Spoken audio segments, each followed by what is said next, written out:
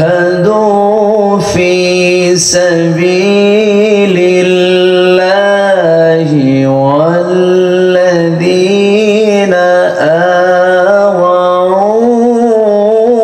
ونصروا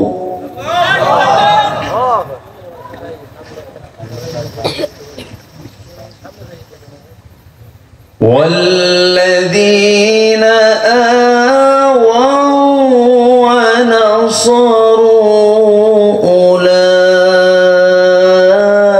أولئك هم المؤمنون حقا. الله أكبر.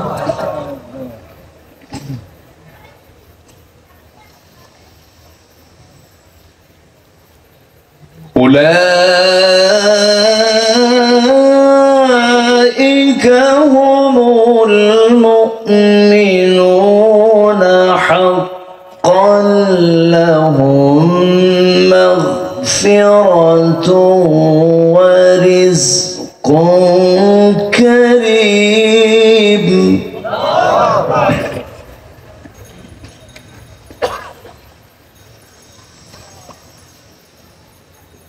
والذين آمنوا من بعد وهاجروا وجاهدوا معكم فأولئك منكم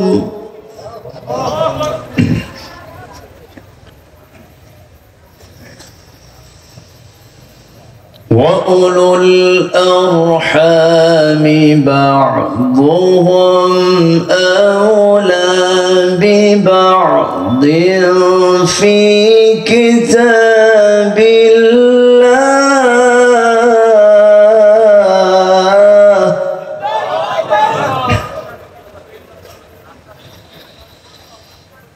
إن الله بكل شيء عليم.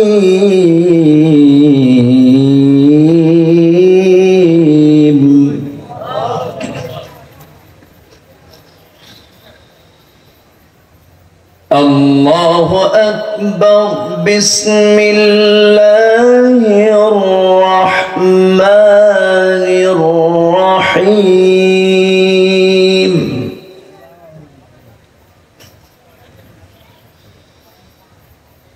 إن الله وملائكته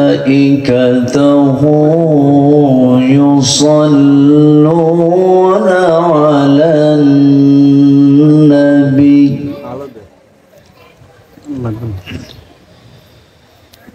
يا أيها الذين آمنوا صلوا عليه وسلموا تسليما. اللهم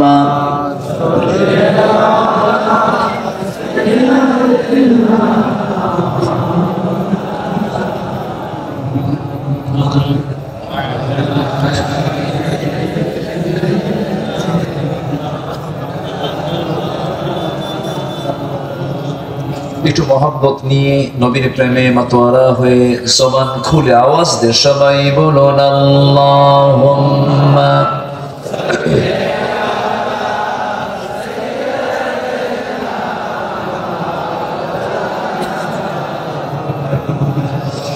ওয়া আলা আলি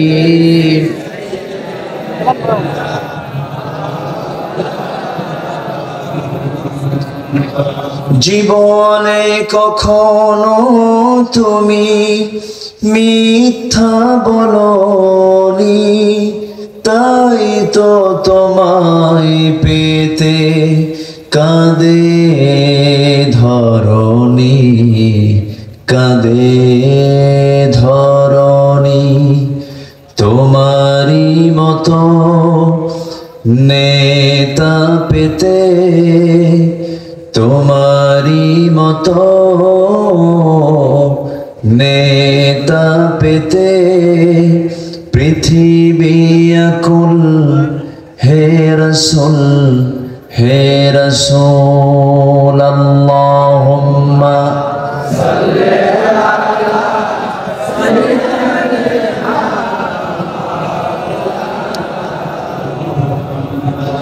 وعلى آله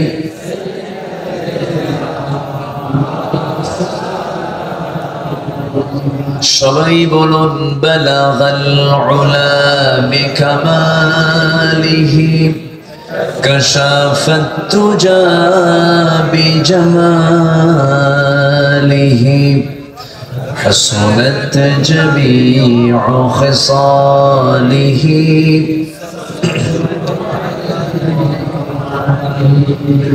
سورة يوسف بداري حكمة لقمان ما قارئ قرآن باري يهدي لسادمان ما بلغ العلا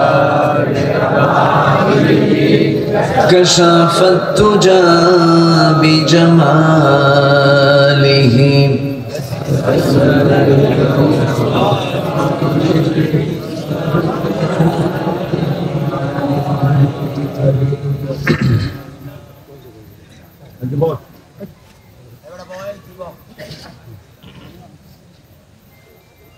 প্রাকৃতিক সৌন্দর্যের অপরূপ লীলাভূমি নদীমাতৃক অঞ্চল বরিশাল অঞ্চলের ঝালকাঠি জেলার নলছিটি উপজেলার হদুয়া দরবার শরীফের তৃতীয় ক্যাম্পাস কাটাখালী সওদাগর বাড়ি মরহুম আব্দুল মাবুদ রাহিমাহুল্লাহ নুরানি হাফিজে মাদ্রাসা এলাকাবাসী মাহফিল ইন্তেজামিয়া কমিটি কর্তৃক আয়োজিত মাদ্রাসা মাঠে অনুষ্ঠিত চতুর্থ বার্ষিকী ওয়াজ মাহফিল 2024 মহতি আয়োজনের সম্মানিত সুযোগ্য সাহেবে সদর সভাপতি নন্দিত আলেমে দ্বীন ওস্তাজুল আসাতিজা হাজারো আলেমের ওস্তাজ হদুয়া বৈশাখিয়া কামিল মাদ্রাসার অনারেবল প্রিন্সিপাল হদুয়া দরবার শরীফের সম্মানিত ডিরেক্টর পরিচালক মুহতারাম মাওলানা শাহ মোহাম্মদ হুসাইন হাফিজাহুল্লাহ, আজকের মাহফিলের বরেণ্য অতিথি শিক্ষাবিদ গবেষক এলাকার কৃতি সন্তান মাধ্যমিক উচ্চ মাধ্যমিক শিক্ষা বোর্ড বরিশালের মাননীয় চেয়ারম্যান মহোদয় প্রফেসর ইউনুস আলী সিদ্দিকী, আজকের এই প্রোগ্রামের বরেণ্য অতিথি মাননীয় চেয়ারম্যান মহোদয় জেলা পরিষদ ঝালকাঠি আইনজীবী খান সাইফুল্লাহ পনির,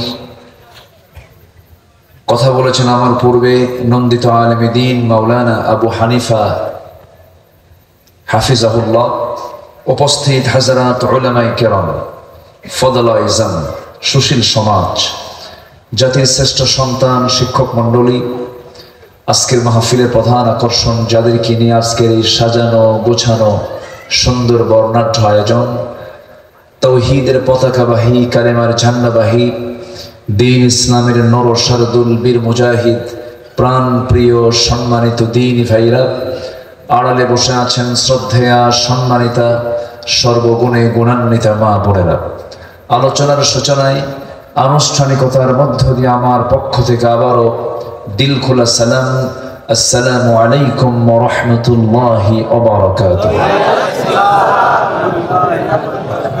সবাই কেমন আছেন? আলহামদুলিল্লাহ।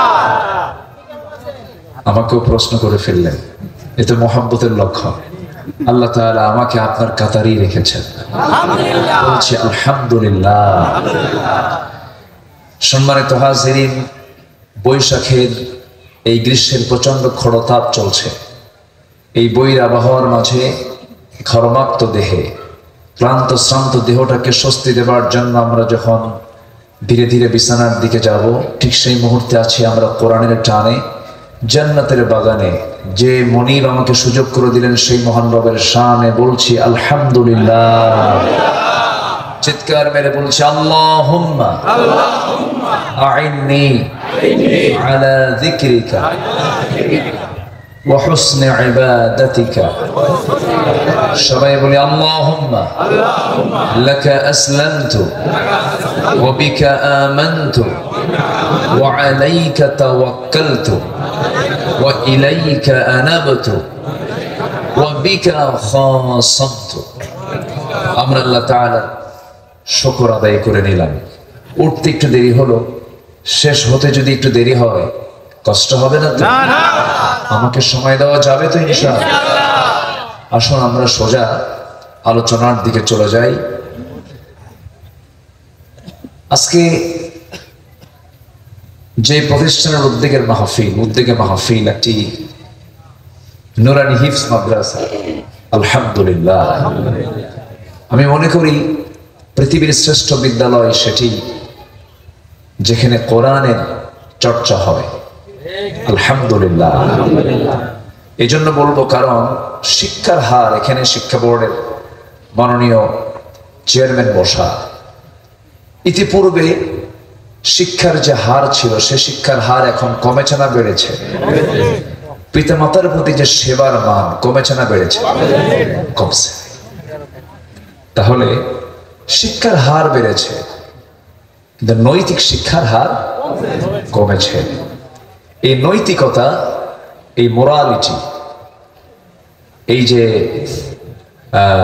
নৈতিক শিক্ষার যে চরম একটা অবক্ষয় আমরা লক্ষ্য করছি, এটার মূল কারণ হলো ঐশী শিক্ষা ছাড়া, আমার আল্লাহ তাআলার দেওয়া ঐশী গ্রন্থের সংস্পর্শ ছাড়া, এই কোরআনে কারীমের নির্যাস না গ্রহণ করা ছাড়া একজন মানুষের ভিতরে চারিত্রিক সৌন্দর্য কখনো ফুটে উঠতে পারে না। আসতে বলবেন না, পারে না। আগের দাদারা দাদিরা তারা হয়তো ইলম কালাম অতটুকু ছিলেন না, কিন্তু তাদের মানবতা, তাদের চারিত্রিক সৌন্দর্য, তাদের নৈতিকতা, তাদের সম্মান, তাদের যে শ্রদ্ধাবোধ, তাদের যে শিক্ষাগুলো, এগুলো তারা পেয়েছেন। যতটুকুন ফরকানিয়া, যতটুকুন দিনের চর্চা তারা যতটুকু পেয়েছে, তার মধ্য দিয়ে তারা এই নৈতিকতার এই শিক্ষাগুলো তারা পেয়েছিলেন। সম্মানিত ভাইয়েরা, সেটা কি লালন ধারণ করার জন্য এই মাদ্রাসাগুলো আছে? বলি আলহামদুলিল্লাহ, জোরে বলি আলহামদুলিল্লাহ। সম্মানিত উপস্থিতি, আজকের মাহফিলটাও কিন্তু সেই কিতাবকে নিয়েই, যে কিতাবকে ঘিরে মাদ্রাসা, সেই কিতাবকে নিয়ে আজকের এই ওয়াজ মাহফিল। ওয়াজ কি কোনো বান্দা করে না ওয়াজ আল্লাহ করে? ওয়াজটা মূলত কার? আল্লাহ তাআলা।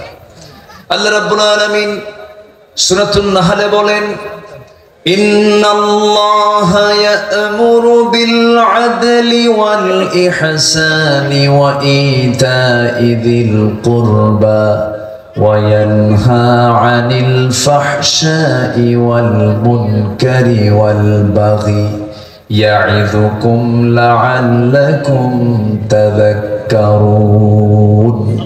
جربوا يا الله أكبر.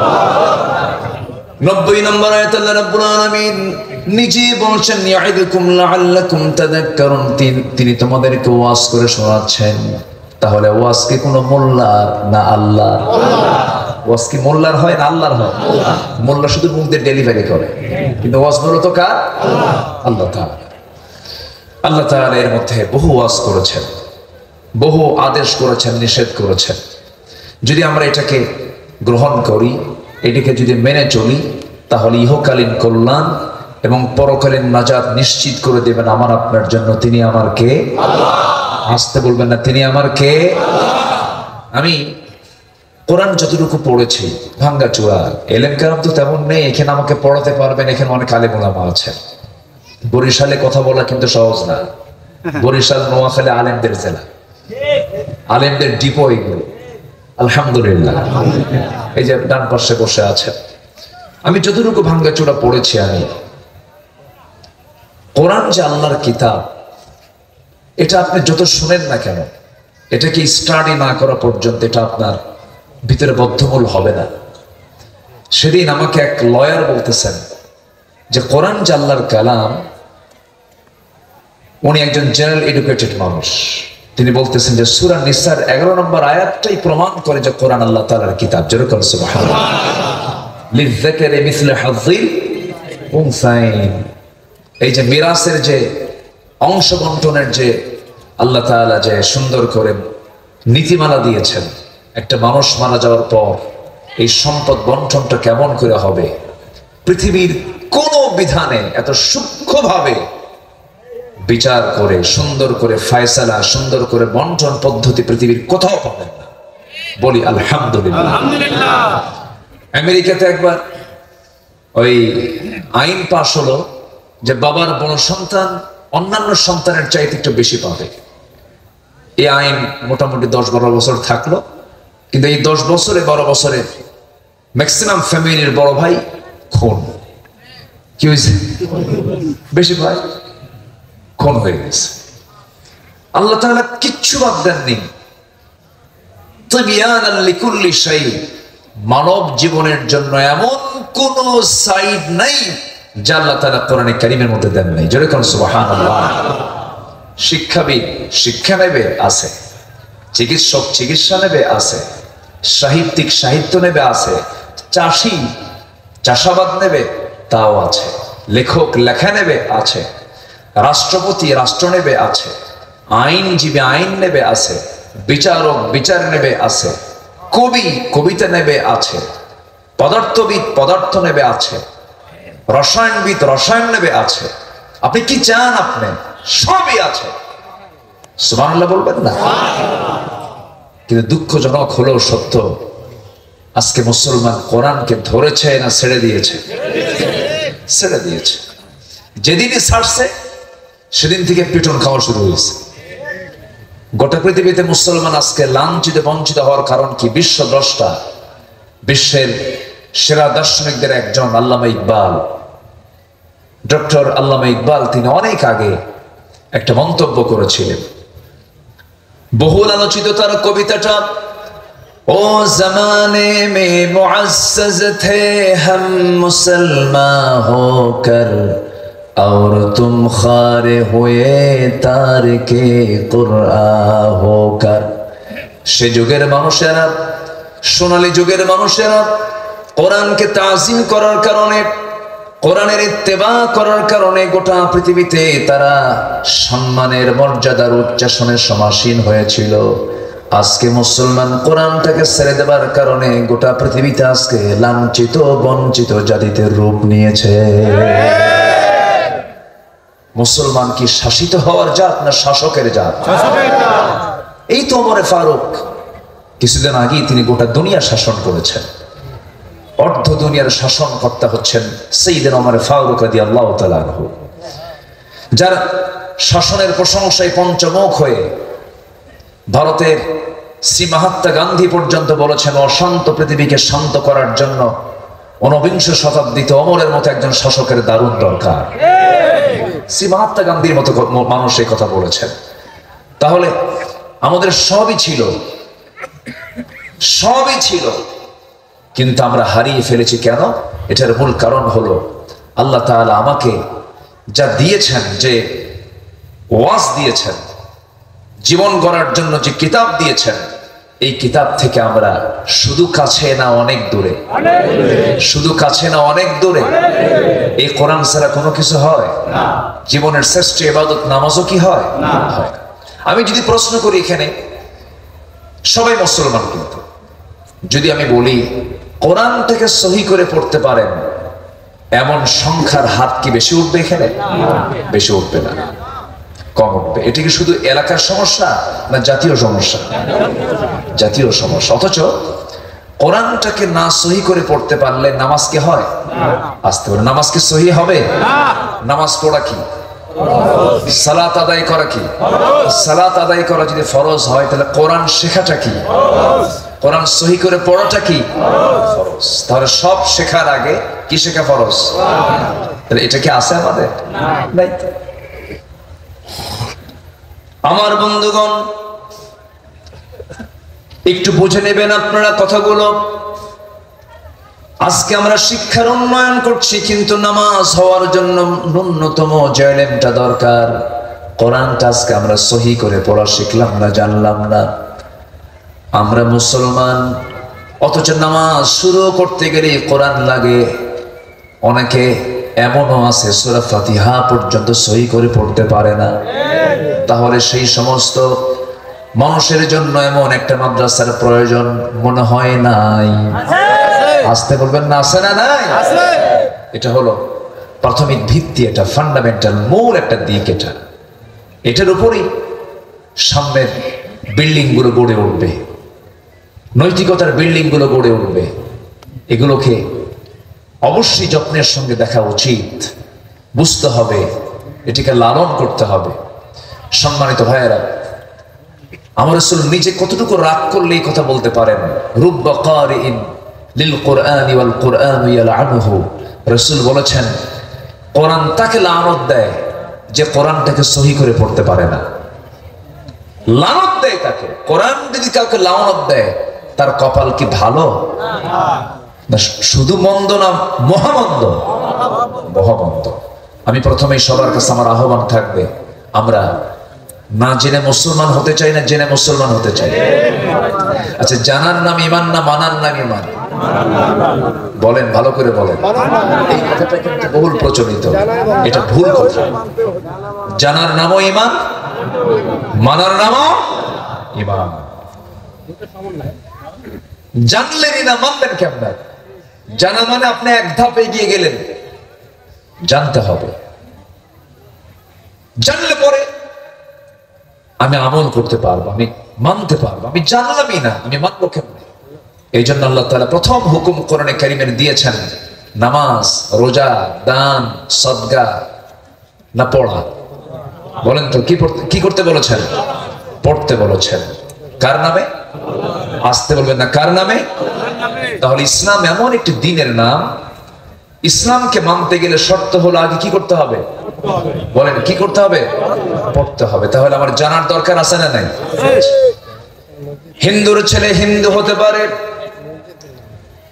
ব্রাহ্মণের ছেলে ব্রাহ্মণ হতে পারে, খ্রিস্টানের ছেলে খ্রিস্টান হতে পারে, জিউসের ছেলে জিউস হতে পারে, বৌদ্ধর ছেলে বৌদ্ধ হতে পারে, কিন্তু ইমামের ছেলে ইমাম হতে পারে না।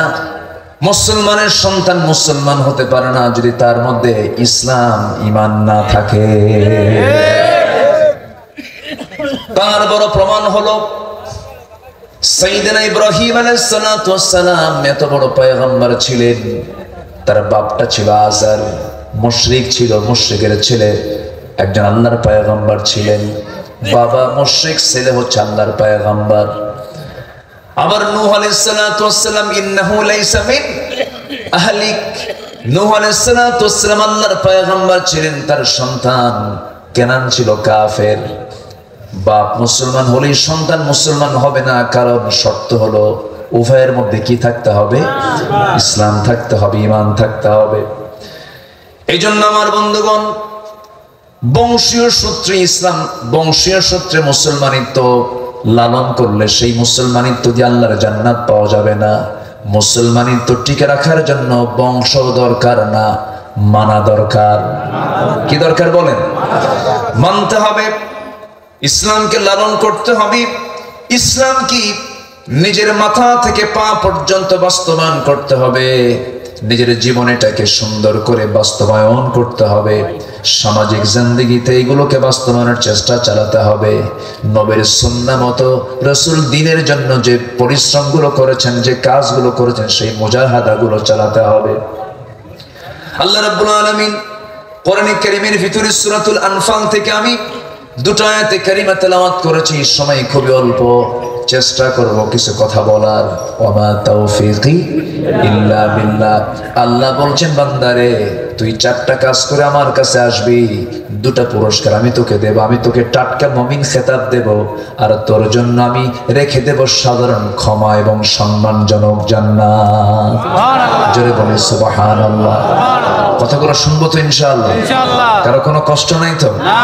আল্লাহ রাব্বুল আলামিন বলেন والذين آمنوا وهاجروا وجاهدوا في سبيل الله والذين آووا ونصروا أولئك هم المؤمنون حقا لهم مغفرة ورزق كريم جربنا الله أكبر আল্লাহ রাব্বুল আলামিন সূরাতুল আনফালের ৭৪ নম্বর আয়াতে সুন্দর করে বলেছেন, আল্লাহ রাব্বুল আলামিন বলেন নিঃসন্দেহে যারা 4টা গুণ অর্জন করতে পারবে, নাম্বার 1 হলো যারা ঈমান আনবে। কি আনবে বলেন?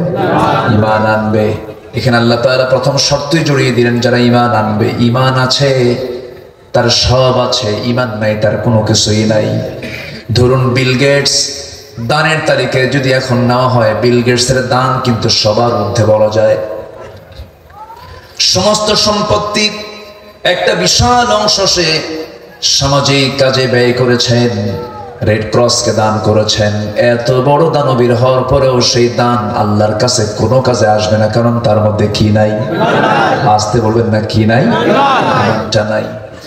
ঈমান আছে, সমস্ত ভালো কাজগুলো আমার আপনার জন্য প্লাস হয়ে যাবে।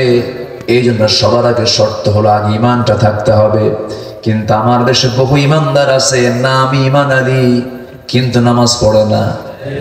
নাম হলো ফজর আলী, ঘুম থেকে উঠে সকাল 10টায়। নাম কি? ফজর আলী। নাম হলো রমজান আলী, রমজান মাসে দুপুরবেলা ভাত খায়। নাম হলো হিম্মত আলী, সাইকেলের চাকা বাস চলে শীত হয়ে পড়ে। নাম হলো আতর আলী, গোটা গায়ে গাজার গন্ধ। নাম দিয়ে তো কোনো কাজ হবে না। নাম হলো বাদশা মিয়া, ভিক্ষা করে, ভিক্ষা করে। নাম দিয়ে তো কোনো কাজ হবে না, বংশ দিয়েও কোনো কাজ হবে না। অনেকে বলে আমি চৌধুরী, আমি মোঘল, আমি পাঠান, আমি সৈয়দ, আমি মির্জা।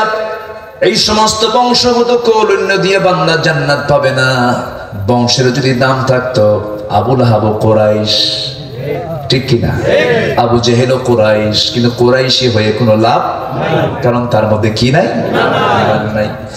আল্লাহ রাব্বুল আলামিন সুন্দর করে বলছেন ইন্না খালাকনাকুম মিন যাকারিন ওয়া উনসা ওয়া জাআলনাকুম শুউবান ওয়া ক্বাবাইলা লিতাআরাফু ইন্না আকরামাকুম ইনদাল্লাহি আতকাকুম। আল্লাহ রাব্বুল আলামিন বলেন আমি তোমাদেরকে এক নর এবং নারী থেকে সৃষ্টি করেছি, বিভিন্ন গোত্রে গোত্রে ভাগ করেছি, ভাষা বর্ণ ভিন্ন করে দিয়েছি, যেন তোমরা একে অপরকে চিনতে পারো। তবে হ্যাঁ, তোমাদের মধ্যে সেই সমস্ত বান্দাই আমার কাছে সবচাইতে বেশি সম্মানিত, দামি। ওই সমস্ত বান্দাগুলো, যে বান্দাগুলো আমি আল্লাহ আমাকে সবচাইতে বেশি ভয় পায়। যেরকম সুবহানাল্লাহ। আল্লাহর কাছে দামি বান্দাগুলো হলো সেই সমস্ত বান্দা যার মধ্যে তাকওয়া আছে। তাকওয়া মানে হলো যে বেঁচে থাকে সমস্ত হারাম থেকে। আল্লাহর ভয় মানে কি? যে বান্দা আল্লাহর ভয়ে, জাহান্নামের ভয়ে সমস্ত হারাম কাজকে বর্জন করে, সেই বান্দার নাম হলো মুত্তাকি। সেই বান্দার নাম কি? মুত্তাকি। মুত্তাকির সঙ্গে আমরা অনেকে বুঝি হয়তো সুন্দর জুব্বা পড়েছে, মুখে দাঁড়িয়ে এনেছে, মাথায় সুন্দর টুপি পড়েছে, এই লোকটা বড় পরহেজগার, মুত্তাকি না। না, মুত্তাকির 1 নাম্বার পরিচয় হলো যে বান্দার জীবনে বড় বড় গুনাহগুলো নাই, যে বান্দার সমস্ত হারাম কাজ থেকে নিজেকে গুটিয়ে রাখতে পেরেছে, সেই বান্দা হলো আল্লাহর ভাষায় মুত্তাকি। যেরকম সুবহানাল্লাহ। হয়তো কিছু নফল কাজ বাদ গেল, হয়তো কিছু আমার জীবনে তাহাজ্জুদ বাদ গেছে 2-1 রাত, নফল রোজা কিছু বাদ চলে গেছে, কিছু তাসবিহ তাহলিল বাদ পড়ে গেছে, এটা আমার আপনার জন্য বড় কোনো ক্ষতি নয়। কিন্তু বড় ক্ষতি হলো যদি আমার দ্বারা কোনো কবিরা গুনাহ হয়ে যায়, যদি কোনো আমার দ্বারা কোনো মারাত্মক কোনো গুনাহ হয়ে যায়, যে গুনাহ আল্লাহ তাআলা মাফ করবেন না, এমন জাতীয় গুনাহগুলোকে বড় গুনাহ বলা হয়। আল্লাহ নিজেও বড় গুনার কথা বান্দাকে সতর্ক করে দিচ্ছেন। মহান রব্বুল আলামিন বলেন, যারা পারেন ঠোঁট মিলিয়ে বলুন, ইন তাজতানিবু কাবাইরা মা তুনহাউনা আনহু নুকাফির আনকুম সাইয়্যাতিকুম ওয়া নুদখিলকুম মুদখালান কারীমা। বান্দা তুমি যদি বড় বড় কবিরা গুনাহগুলো ছেড়ে দাও, বড় বড় পাপ, শিরকের গুনাহ, উকুকুল ওয়ালিদাইন, পিতামাতার সঙ্গে নাফরমানি করার গুনাহ, শিরকের গুনাহ, বাজে কথা, মিথ্যা সাক্ষী, জাদু, এই সমস্ত বড় বড় গুনাহগুলো সাবউল মুবিকাত থেকে তুমি যদি নিজেকে গুটিয়ে রাখতে পারো, আল্লাহ বলছেন বান্দারে আমি তোমাকে ওয়াদা করছি, আমি তোমার ছোট ছোট গুনার দিকে তাকাবই না, আমি তোমার সমস্ত গুনাহ মাফ করে সম্মানজনক জান্নাত আমি তোমারে দিয়ে দেব। জোরে বলে সুবহানাল্লাহ। তাহলে আমাদের সবচেয়ে বড় চ্যালেঞ্জ হলো গুনাহ থেকে নিজেকে বাঁচিয়ে রাখা, গুনাহ থেকে নিজেকে বাঁচিয়ে রাখা। গুনাহ করার পরিবেশ এখন কি কম না বেশি? আসতে বলবেন না, কম না বেশি? এখন হাতে হাতে কি আছে বলেন তো? মোবাইল। এতে ঈমান তাজা করে, তাই না? মোবাইল। সেদিন আমার চুয়াডাঙ্গে এক মাহফিল ছিল, খাইতে বসছে রাতের বেলা। এক মুরব্বী এসে বলে, হুজুর আমার বড় মেয়েটার জন্য দোয়া করবেন, মেয়েটাকে বিয়ে দিয়েছে ঠাকুরগা।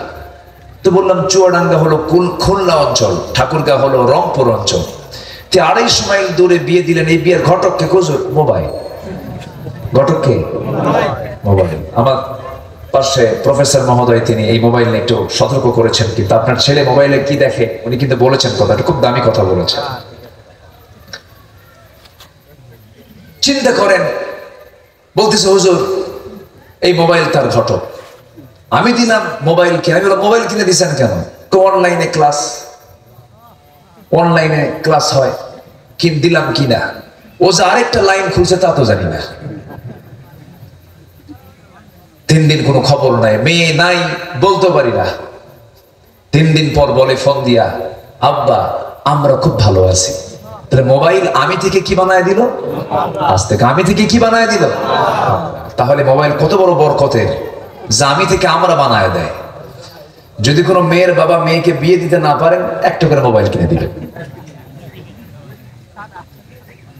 আজকে এই ডিভাইসের মিসইউজ, আজকে ডিভাইসের মিসইউজের কারণে অসংখ্য প্রতিভা ঝরে যাচ্ছে, ঠিক কিনা?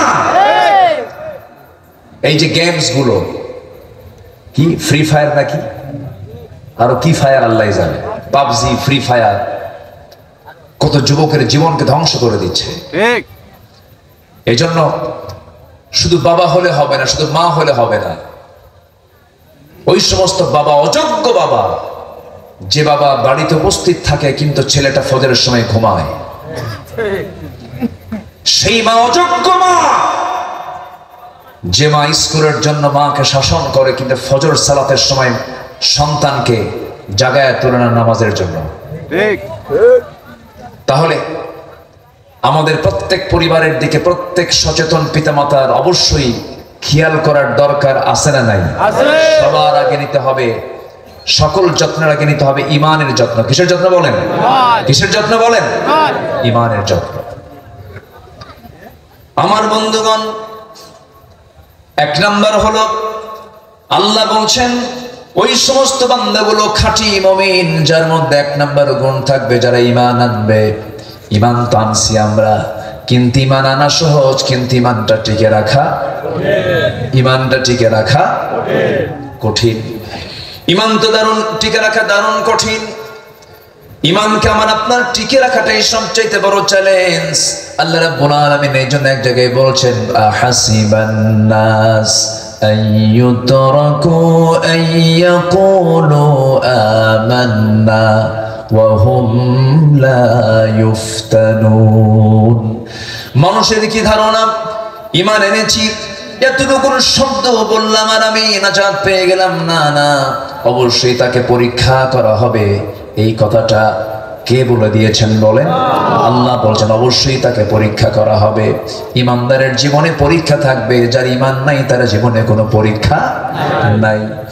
আমার বন্ধুগণ, মুনাফিক কিন্তু কোনো কাফের হয় না, মুনাফিক কিন্তু কোনো মুশরিক হয় না, মুনাফিক কিন্তু এরকম কোন শিরিকের সঙ্গে যারা জড়িত তারা মুনাফিক হয় না, কুফরের সঙ্গে যারা জড়িত তারা কিন্তু মুনাফিক হয় না। মুনাফিক হয় কিন্তু দাড়ি আছে মুখে, মাথায় টুপি আছে, নামাজও পড়ে, কিন্তু তার পরিচয় কি? মুনাফিক। আমার বন্ধুগণ, মুনাফিকের তালিকে যদি আমার আপনার নামটা চলে যায় তাহলে আমাকে কোথায় যেতে হবে বলেন? জাহান্নাম যেতে হবে। তাহলে ইমানকে ধ্বংস করার জন্য একটা বদগুণ আছে, খারাপ দিক আছে, তার নাম কি? মুনাফিকি করা। মুনাফিক তো আমার দেশে নাই, আসতে কয় আছে কি? আছে আছে। মুনাফিকের এক নাম্বার চরিত্র কি জানেন? মিথ্যা কথা কওয়া, মিথ্যা কথা। মিথ্যা কথা তো মনে হয় দেশের মানুষ বলে না। মিথ্যা কথা বলে? আছে মিথ্যা কথা বলে না। একটু আমার দিকে তাকান।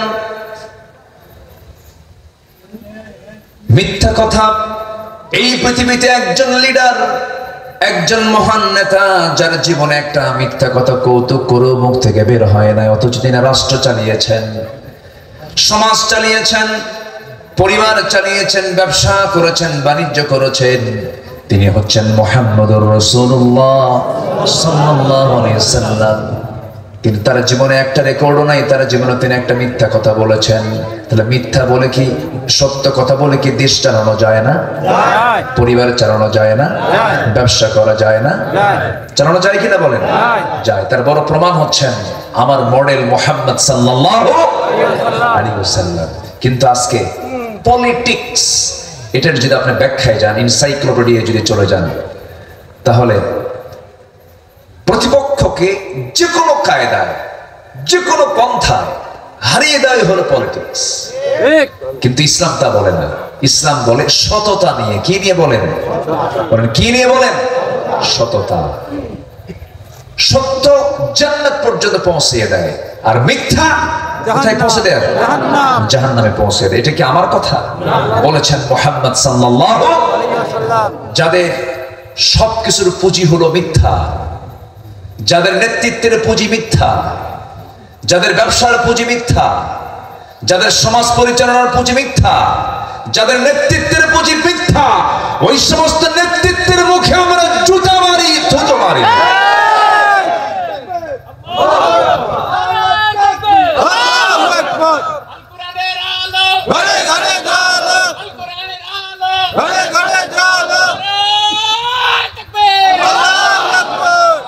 সম্মানিত ভাইরা, যাহা বলিব কি আসেন এরকম কয় না, এই বলিয়া উঠায় দেয়। শুরু করে সত্য না মিথ্যা? মিথ্যা শুরু হয়ে গেল। সম্মানিত ভাইরা, অথচ আল্লাহ তাআলা নিজে সাক্ষ্য দিচ্ছেন, ইন্নাল মুনাফিকিনা লাকাযিবুন। আল্লাহ তাআলা বলছেন মুনাফিকদের এক নম্বর চরিত্র হলো এরা মিথ্যা কথা বলে। একদিন এক সাহাবী হানজালা রাদিয়াল্লাহু তাআলা আনহু, খুব দামি সাহাবী ছিলেন। হানজালা রাদিয়াল্লাহু তাআলা আনহু বাড়ি থেকে বের হলেন, দৌড় মেরে মেরে যাচ্ছেন নবীর দরবারের দিকে, আর চিৎকার মেরে মেরে বলছেন নাফাকা হানজালা, নাফাকা হানজালা। হানজালা মুনাফিক হয়ে গেছে, মুনাফিক হয়ে গেছে। এই কথা বলে বলে দৌড় দৌড় মারতেছেন, রাস্তায় আটকে দিলেন। আমার নবীর পরে যার স্থান এই পৃথিবীতে সবচেয়ে দামি মানুষ ছিলেন নবীর পরে, নবীদের পরে আবু বকর সিদ্দিক রাদিয়াল্লাহু তাআলা আনহু। তাকে আটকায় ফেলে বলছেন, ওরে হানজালা, তুমি কোথায় যাও? তোমার কি হয়েছে? তুমি মুনাফিক বলো কেন নিজেকে? সঙ্গে সঙ্গে তিনি বললেন, আমি যখন নবীর সামনে বসি তখন দুনিয়ার কথা আমি ভুলে যাই, বাড়িতে গেলে পরে দুনিয়ার কথা মনে হয়। আমার তো মন বলছে আমি মুনাফিক হয়ে গেছে, আমি হানজালার ঈমান নাই। সাইয়েদনা আবু বকর তিনি বলছেন, আমারও তো তাই হয়, চল আমরা দুজন মিলেই চলে যাই। গিয়ে বলছেন, হুজুর আমরা তো মুনাফিক হয়ে গেছি। রাসূল বলেন, না রে না, মুনাফিক হও নাই। তাদের মতো সাহাবীর যদি এমন চিন্তা কাজ করে, ওমর ফারুক রাদিয়াল্লাহু তাআলা আনহু আমার নবীজি একজন সাহাবীর কাছে মুনাফিকদের তালিকা রেখেছিলেন। সেই মুনাফিকের তালিকা যে সাহাবীর কাছে ছিল, হুযায়ফা রাদিয়াল্লাহু তাআলা আনহুর কাছে গিয়ে মাঝে মাঝে ওমর ফারুককে দেখে বলতেন হুযায়ফা দেখো তো ওই মুনাফিকের নামের তালিকায় আমি ওমর আমার নামটা আছে নাকি। কি চিন্তা তারা করতেন, কি পেরেশান তারা হতেন। ওমর ফারুকের মতো মানুষ, হানজালার মতো মানুষ, আবু বকর সিদ্দিক রাদিয়াল্লাহু আনহুর মতো মানুষ, তারা চিন্তা করতেন মুনাফিক হইলাম কিনা। আর আমার দেশে এমন কিছু দরবার আছে জান্নাতের টিকিট দিয়ে দেয়। আসতে বলবেন না, আছে না নাই? নিজে কই যাবে সেটারই তো কোনো খবর নাই, টিকিট দিয়ে দেয়। আমার বন্ধুগণ, সবার আগে ইমানের যত্ন আমরা নেব, ইমানকে লালন করব। আল্লাহ রাব্বুল আলামিন বলেন, والذين آمنوا ولم يلبسوا إيمانهم بظلم أولئك لهم الأمن وهم مهتدون। জোরে বলুন আল্লাহু আকবার। ঈমান যারা আনবে, ওয়ালাম ইয়ালবিসু ঈমানাহুম বিযুলমিন, এবং তার জীবনটাকে, ইমানটাকে জুলুমের দ্বারা আচ্ছাদন করবে না। জুলুম আই শিরক। জুলুম কি? শিরক। ইন্না শিরকা লাযুলমুন আযীম। শিরক যাকে বলে, জুলুমটা কি বলে? শিরকের অপর নাম জুলুম, জুলুমের অপর নাম হলো শিরক। আল্লাহ রাব্বুল আলামিন বলছেন, ঈমান যারা আনবে, ঈমানটাকে দ্বারা জুলুম দ্বারা শিরকের দ্বারা আচ্ছাদন না করবে, আল্লাহ বলছেন ওই সমস্ত বান্দাই হলো নিরাপদে থাকা বান্দা, ওই সমস্ত বান্দাগুলোই আমার হেদায়েত প্রাপ্ত বান্দা। জোরে কোন সুবহানাল্লাহ। আলহামদুলিল্লাহ, জি মাশাআল্লাহ, মাশাআল্লাহ, ভালো আছেন? জি বসেন। আমরা মেহমানকে পেয়েছি, আজকের মাহফিলের কোনো মেহমান মিস নেই, বলি আলহামদুলিল্লাহ। আলহামদুলিল্লাহ, শুধু পোস্টারে নয়, তার বাস্তবে এসেছে। আলহামদুলিল্লাহ, বলি আলহামদুলিল্লাহ। আলহামদুলিল্লাহ। আল্লাহ তুমি মাহফিলকে কবুল করো, আমিন। জোরে বলি আমিন, আমিন। আরো জোরে আমিন, আমিন। তাহলে আল্লাহ তাআলা বলছেন যে তারাই টাটকা মুমিন যাদের মধ্যে চারটা গুণ পাওয়া যাবে, আর তাদের জন্য আমার পক্ষ থেকে আছে জান্নাত। তাদের জন্য আমার পক্ষ থেকে আছে হলো সাধারণ ক্ষমা এবং সম্মানজনক জান্নাত। যেরকম সুবহানাল্লাহ, সুবহানাল্লাহ। কি ক্ষমা? তাহলে আল্লাহ যদি ক্ষমা করে দেন, তার ঠিকানা কোথায় হবে? জান্নাত হবে। যাবে? আচ্ছা ঠিক আছে, জি জি ইনশাআল্লাহ। আল্লাহ তুমি ভাইজানদের সকল খেদমতকে তুমি আল্লাহ কবুল করো, আমিন। জোরে বলি আল্লাহুম্মা আমিন। জি আলহামদুলিল্লাহ, ঠিক আছে, মাশাআল্লাহ। জি সম্মানিত ভাইয়েরা, সম্মানিত বন্ধুগণ, কষ্ট দিচ্ছি না তো আপনাদের? কারো কোনো অসুবিধা নাই তো? বলি আলহামদুলিল্লাহ, আলহামদুলিল্লাহ। জোরে বলি আলহামদুলিল্লাহ। সম্মানিত হাজিরিন, একটু আমাকে বলার সুযোগ দেন, আমি একটু কথা বলি। তাহলে ঈমান আনা মানেই হচ্ছে কি? পরীক্ষা শেষ হওয়া না পরীক্ষা শুরু হওয়া? পরীক্ষা শেষ হওয়া না পরীক্ষা শুরু হওয়া? শুরু হওয়া। আল্লাহ পরীক্ষা নিবেন। আল্লাহ বলছেন, হাসিবান নাস, মানুষের কি ধারণা ঈমান এনেছি, এতটুকু কথা বললি আমি তাকে ছেড়ে দেব না? অবশ্যই তাকে পরীক্ষা করব। এই ওয়াদাটা কার? ওয়ালানাবলুওয়ান্নাকুম, আমি অবশ্যই তোমাদেরকে পরীক্ষা করব। কার কথা? আল্লাহর কথা। যত বড় ঈমানদার ছিলেন পৃথিবীতে, তাদের তত বড় ঈমানের পরীক্ষা হয়ে গেছে। যে যত বড় ঈমানদার, যে যত বড় আল্লাহর সম্মানিত ব্যক্তি, তাদের জিন্দেগিতে তত বড় ঈমানের পরীক্ষা। সবচেয়ে বেশি ঈমানের পরীক্ষা দিয়েছেন মুহাম্মদ সাল্লাল্লাহু আলাইহি ওয়াসাল্লাম। সাহাবে কেরাম কত পরীক্ষা দিয়েছেন। আমার নবীজির জন্ম যে নগরে, যে নগরে রাসূলের জন্ম ছিল, সে নগরটা ছিল গোটা পৃথিবীর সবচেয়ে বড় পাপের জায়গা। এমন কোন আকাম কুকাম নাই যা হতো না। মক্কা নগরে একটাই নীতি ছিল তাদের ভিতরে, সেটা হলো খুন কা বদলা খুন, জোর যার মুল্লুক তার। সেখানে মনে যা চাইতো তারা তাই করত। সেই সততা বিভক্ত একটা জাতিকে এক সুতার কাঠিতে আবদ্ধ করেছেন কোন জাদু মন্ত্র দিয়ে নয়, একমাত্র কি দিয়া বলেন? আসতে বলবেন না, কি দিয়া?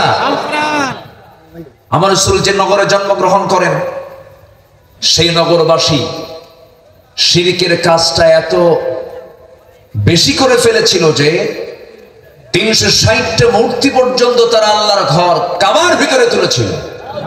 যেরকম নাউজুবিল্লাহ, তারা কাবা তোয়াফ করতে উলঙ্গ হয়ে, যেরকম নাউজুবিল্লাহ। সেই জাতিকে এক সুতার কাঠিতে আবদ্ধ করেছেন কোন ব্যক্তিগত কোন ব্যক্তিগত মন্ত্র দিয়ে নয়, কার বিধান দিয়া? ইমানি চেতনা এবং কার বিধান? আল্লাহর বিধান দিয়ে তিনি সক্ষম হয়েছিলেন। তিনি চেষ্টা কম করেননি। তিনি হালফুল ফুজুল গঠন করেছিলেন, সমাজকে সংশোধন করার জন্য পারেননি। কেন পারেননি?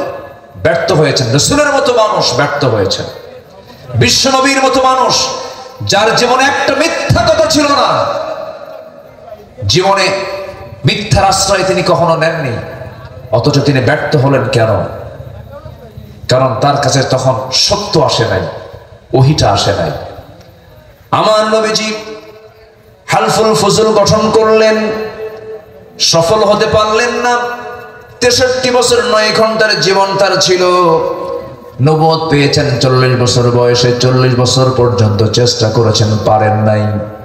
নদীতে মাছ মারতে গেলাম, মাছ মারতে গিয়ে যদি মাছ জালের মধ্যে প্রচুর, আমি দেখলাম আটকে গেছে মাছ, আপনি ধরলেন, প্রচুর মাছ আপনি ধরেছেন জালে, কিন্তু মাছটা যে পাত্রে রাখবেন সেই পাত্রের তলা নাই।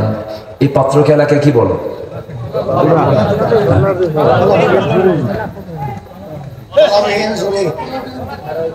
খালই না? খারই খারই খারই, আচ্ছা খারই বলে। খারই আছে কিন্তু খারই কি নাই? তলা নাই। মাছ কি থাকবে? থাকবে না। আপনাদের বরিশালের ভাষা খুব মিষ্টি ভাষা, মনু টান মারে না, টান দিলেই বোঝা যায় যেটা এটা বরিশাল। ধান নদী খাল এই তিনে বরিশাল। বরিশাল এদেশের অনেক সংস্কৃতিকে লালন করে। বলি আলহামদুলিল্লাহ, জোরে বলি আলহামদুলিল্লাহ।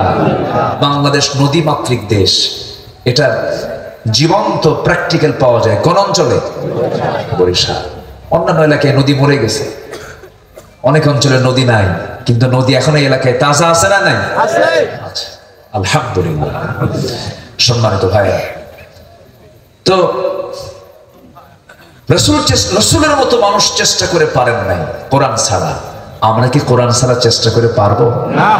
যারা কোরআন ছাড়া সমাজকে সংশোধন করতে চায়, সমাজ সংস্কার করতে চায়, সমাজের উন্নয়ন করতে চায়, দেশকে উন্নয়ন করতে চায়, জাতিকে ভালো কিছু দিতে চায়, নবী যদি না পারেন, যারা কোরআন ছাড়া এগুলো কিছু দিতে চায় তারাও পারবে না। পারবে না। কি লাগবে? আসতে বলবেন না, কি লাগবে? কোরআন। বাড়িতে লেগেছে আগুন, নেভানোর জন্য কি দরকার? বাড়িওয়ালা হাউমাউ করে কান্দার চিৎকার করে বলে, কার কাছে কি আছে আমারে তা নিয়ে বাঁচাও। এরকম করে চিৎকার করতেছে। পাশে দিয়ে এক বেচারি ভ্যানে করে নিয়ে যাচ্ছে ড্রাম ভর্তি ডিজেল। যখন শুনছে যার কাছে যা কিছু আছে তা নিয়ে আমারে বাঁচাও, ড্রাম ভর্তি ডিজেল দিছে, বিসমিল্লাহ বলে ঢেলে। আগুন কি কমবে না বাড়বে? বাড়বে। আগুন নিভানোর প্রধান তো পেট্রোল ডিজেল অকটেন নয়। আরেকজন যাচ্ছে লাকড়ি করে নিয়ে ভ্যান ভর্তি, বিসমিল্লাহ বলে দিছে, ঢের আগুন তো দ্বিগুণ দ্বিগুণ জ্বলবে। আগুন নিভানোর জন্য যেমন পেট্রোল ডিজেল অকটেন যেমন উপযুক্ত নয়, তা দ্বিগুণ দ্বিগুণ বাড়িয়ে দেবে, ঠিক তেমনি সমাজের যে আগুন দুনিয়া জুড়ে দাও দাও করে জ্বলছে, এটার জন্য দুনিয়ার কোন আইন দিয়ে কখনোই আগুন নিববে না। একমাত্র আগুন নিববে আমার আল্লাহ তাআলার বিধান দিয়া। আমার বন্ধুগণ, একটু কান লাগাবেন, মনোযোগ দিয়ে শুনবো আমরা কথাগুলো। এই দুনিয়াতে আল্লাহ রাব্বুল আলামিন আমাকে পাঠিয়েছেন, আমার যতদিন হায়াত আছে এর চাইতে আমি এক চুল পরিমাণ বেশি বাঁচবো না, এবং এর চেয়ে আগেও মারা যাব না। লা ইস্তাখিরুনা সাআতান ওয়া লা ইস্তাকদিমুন।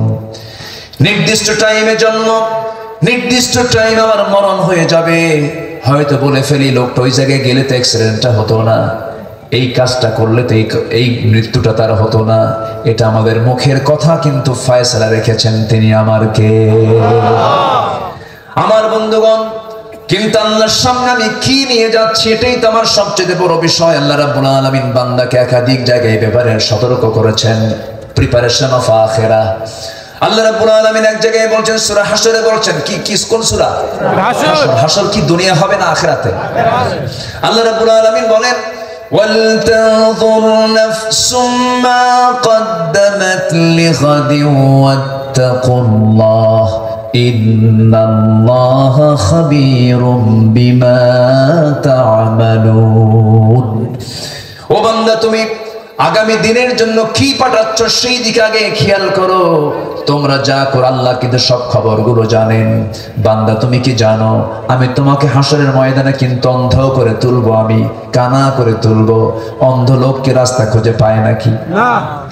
আল্লাহ বলছেন, ওয়ামান أعرض عن ذكري فإن له معيشة ضنكا ونحشره يوم القيامة أعمى قال رب لم حشرتني أعمى وقد كنت بصيرا قال كذلك أتتك آياتنا فنسيتها وكذلك اليوم تنسى। জোরে বলুন আল্লাহু আকবার। আল্লাহ বলছেন, যে বান্দা আমার জিকির থেকে, আমার কোরআন থেকে, আমার বিধান থেকে, আমার দ্বীন থেকে, আমার ইসলাম থেকে যে বান্দা নিজেকে গুটিয়ে রাখবে, সেই বান্দাকে আমি আল্লাহ রাব্বুল আলামিন ফাইন্নালাহু মাঈশাতান দানকা, আমি তার জন্য দুনিয়ার জিন্দেগিটা আমি সংকীর্ণ করে দেব, এবং আখিরাতে আমি তাকে হাসরের ময়দানে আমি তাকে কানা করে তুলব, অন্ধ করে তুলব। কার কথা? আল্লাহ। দুনিয়ার জিন্দেগি আমি তার জন্য সংকীর্ণ করে দেওয়া মানে দুনিয়ার জিন্দেগিতে সে শান্তি পাবে না। হৃদয়ের প্রশান্তি বান্দার ভিতরে তখনই কাজ করবে যখন বান্দার মধ্যে নামাজ থাকবে, যখন বান্দার মধ্যে ঈমান থাকবে, যখন বান্দার মধ্যে ইসলাম থাকবে। ইসলাম ছাড়া, ঈমান ছাড়া, জিকির ছাড়া বান্দার ভিতরে কখনো শান্তি আসতে পারে? শান্তি আসতে পারে না। আল্লাহ বলছেন, মাঈশাতান দানকা, দুনিয়ার জিন্দেগি আমি তার জন্য সংকীর্ণ করে দেব, শান্তি পাবে না। বাড়ির মধ্যে যাবে, বউটা খারাপ, শান্তি পাবে না। ছেলেটা গাঁজা খায় শীত হয়ে পড়ে থাকবে, এমন পরিবার আছে না নাই? হাজার হাজার কোটি টাকার মালিক, কিন্তু হাজার কোটি টাকার মালিক হলে হবে কি, ঘরের মধ্যে ঢোকা মাত্র ছেলে তার বাবাকে লক্ষ্য করে পিস্তল উঁচায়া থাকে, গুলি করার জন্য উদ্যত হয়ে যায়। এই যে আচরণগুলো করে, এই যে চরিত্রগুলো দেখতে থাকে, পিতা কর্তৃক সন্তান লাঞ্ছিত, সন্তান কর্তৃক পিতা লাঞ্ছিত, স্বামী বউকে দাম দেয় না, বউ স্বামীকে দাম দেয় না। এটাই হলো মাঈশাতান দানকা। দুনিয়ার জিন্দেগি আমি তার জন্য সংকীর্ণ করে দেব। হাজার হাজার কোটি টাকার মালিক খেতে পারে না, আছে না নাই বলেন? গ্রামের লোক বেশি খায় না শহরের লোক বেশি খায়? হ্যাঁ, কিন্তু টাকা বেশি কাদের? শহরের লোক কি বেশি খায় না কম খায়? শুধু কম খায় না, একেবারেই কম খায়। হাজার কোটি টাকার মালিক, সামনে খাবার প্রস্তুত, 1 কেজি আঙ্গুর নিয়ে বসে, কিন্তু খেতে নিলে ডাক্তার বলে একটা খাবি আর বাকিগুলো চায় থেকে দেখবি। ঠিক কিনা বল? খাইতে পারে না। হাজার কোটি টাকার মালিক, মাঈশাতান দানকা। এটাই মাঈশাতান দানকা। সম্মানিত ভাইয়েরা, আল্লাহ তাআলা গরিবকে দিয়েছেন, আমার এটা একটা গবেষণা ভাঙ্গাচোরা, গরিবকে দিয়েছেন আল্লাহ তাআলা খাওয়ার জন্য, আর ধনীকে দিয়েছেন টাকাগুলো দেখার জন্য। শুধু টাকা দেখবি আর গরিব খাবার খাবে। আল্লাহু আকবার।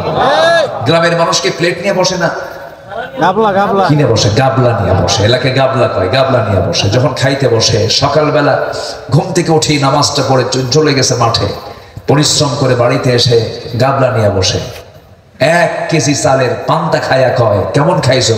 1 কেজি হলে ভালো হয়। ঠিক কিনা বলেন? এটাই হচ্ছে মানে আল্লাহ তাআলা হুকুম যদি কোনো বান্দা মেনে চলে, নিয়ামত দিবেন কে? আল্লাহ। বরকত দিবেন কে? আল্লাহ। রহমত দিয়ে ধন্য করবেন কে? আল্লাহ তাআলা। সম্মানিত ভাইয়েরা, এই জন্য আমরা সর্বক্ষণ আমাদের দায়িত্ব হচ্ছে একটাই, সেটা হলো পৃথিবীতে এসেছি আমরা কার জিকির করার জন্য? কার হুকুম মানার জন্য? কার দিন মানার জন্য? আল্লাহর দিন মানার জন্য। ঈমানকে আমরা লালন করব, ঈমানকে আমরা যত্ন করব। ঈমানের যত্ন করতে নিয়ে জীবন দিয়েছেন কত নবী, ঈমানের যত্ন নিতে গিয়ে কত সাহাবে কেরামের জীবন হাসতে হাসতে চলে গেছে। আমার বন্ধুগণ, একটা লোকের কথা আমি প্রায়, আমার একজন সাহাবীর কথা প্রায় মনে পড়ে। গত রমজানে আমি ওমরায় গিয়েছিলাম। একজন বন্ধু আমাকে রাস্তায় গাড়িতে করে আমাকে ঘোরায় বেড়ালেন। আজকে তিনি কবরবাসী হয়েছেন, নাম তার মিজান। আমার ছোট মারা গেছেন। উনি বললেন, ও আমার ভাইজান, আপনার কাছে একটা স্পট দেখাবো। গাড়িতে করে নিয়ে আমাকে ঘোরাচ্ছেন। হঠাৎ করে এক জায়গায় ব্রেক মারলেন। ব্রেক মেরে বলছেন, চতুর্দিকে বিল্ডিং আর মাঝখানে যে বিশাল ফাঁকা জায়গায়, ফাঁকা জায়গায় ও আমার দোস্ত বন্ধু, আপনার তো জানা নাই, এই জায়গার নাম হলো বাত্তা কুরাইশ। এই জায়গাতে আমার নবীর প্রিয় সাহাবী বেলালকে এই জায়গায় প্রত্যেকদিন নিয়ে এসে বুকে পাথর চাপা দিয়া তাকে এই জায়গায় কষ্ট দিত, শাস্তি দিত, নির্যাতন করত, জুলুম করত। সাইয়েদনা বেলালকে যখন তার মনি বোমাইয়া বলে ফেলেছিল, বেলাল শুনলাম তুমি নাকি ঈমান এনেছো, তুমি ঈমানটা ছেড়ে দাও, তুমি কাজ করবে আমার, গুণগান গাবে মুহাম্মাদের, এটা হতে পারে না। সাইয়েদনা বেলাল বললেন, আমার মনি বোমাইয়া, আপনি আমাকে যে প্রস্তাব দিয়েছেন, হাসতে হাসতে দুনিয়া থেকে জীবনটা দিয়ে দেব, কিন্তু ঈমান নামক বড় দৌলত আমি কখনো ছাড়তে পারবো না। আল্লাহু আকবার। পাকড়াও করে ফেললো। উটের পাকানো রশি দিয়া, উট যে রশিদে বাঁধা হয়, খেজুর পাকানো রশি দিয়া তাকে গলায় বেঁধে টেনে হেঁচড়ে নিয়ে আসলো সেই বাত্তা কুরাইশের সেই জায়গায়। বুকের উপরে পাথর চাপা দিয়া তাকে মারা হচ্ছে, নির্যাতন করা হচ্ছে।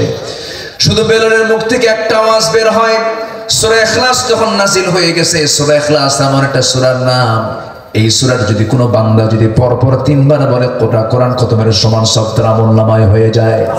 বারবার শুধু বেলাল বলছেন, কুল হুয়াল্লাহু আহাদ আল্লাহুস সামাদ লাম ইয়ালিদ ওয়া লাম ইউলাদ ওয়া লাম ইয়াকুল লাহু কুফুয়ান আহাদ। বারবার আল্লাহ আল্লাহ আল্লাহ আহাদ বারবার বলছেন। উমাইয়ার সহ্য হলো না, দৌড় মেরে গিয়ে তার বুকের উপরে বসলো। বাম হাত তার মুখের মধ্যে ঢুকায় দিয়া জোর করে সেই জিহ্বার টান মেরে বাইরে বের করে বাবলা গাছের কাটা, শক্ত কাটা জিহ্বার মধ্যে ঢুকায় দিল। ফিঙ্কি দিয়া রক্ত পড়া শুরু হয়ে গেল। বলা হলো, বেলাল রে, তোর জিহ্বা অচল করে দিয়েছে, তুই তোর রব আল্লাহর জিকির করবি কেমনে? আমি তোর জিহ্বা অচল করে দিলাম। সাইয়েদনা বেলাল ওই সময় শাহাদাত আঙ্গুল উঁচু করে ইশারা করে বলতেছে, ক্ষত মুখ নিয়া, ক্ষত জিহ্বা নিয়া ইশারা করে বলতেছে, উমাইয়া, তুমি আমার জিহ্বা অচল করলে কি হবে? আমার দিলের মাকামে আমি আল্লাহর নামটা অঙ্কন করে নিয়েছি। নবীর কানে সংবাদ চলে গেল। নবী আমার শুনতে পেলেন। নবী শোনার সঙ্গে সঙ্গে বললেন, আবু বকর, আল্লাহ তোমাকে মিলিয়নার বানিয়েছেন, বিলিয়নার বানিয়েছেন, প্রচুর টাকার মালিক তোমাকে বানিয়েছেন।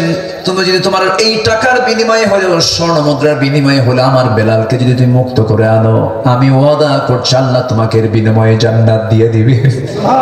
সাইয়েদনা বেলাল স্বর্ণ মুদ্রা নিয়ে চলে গেলেন।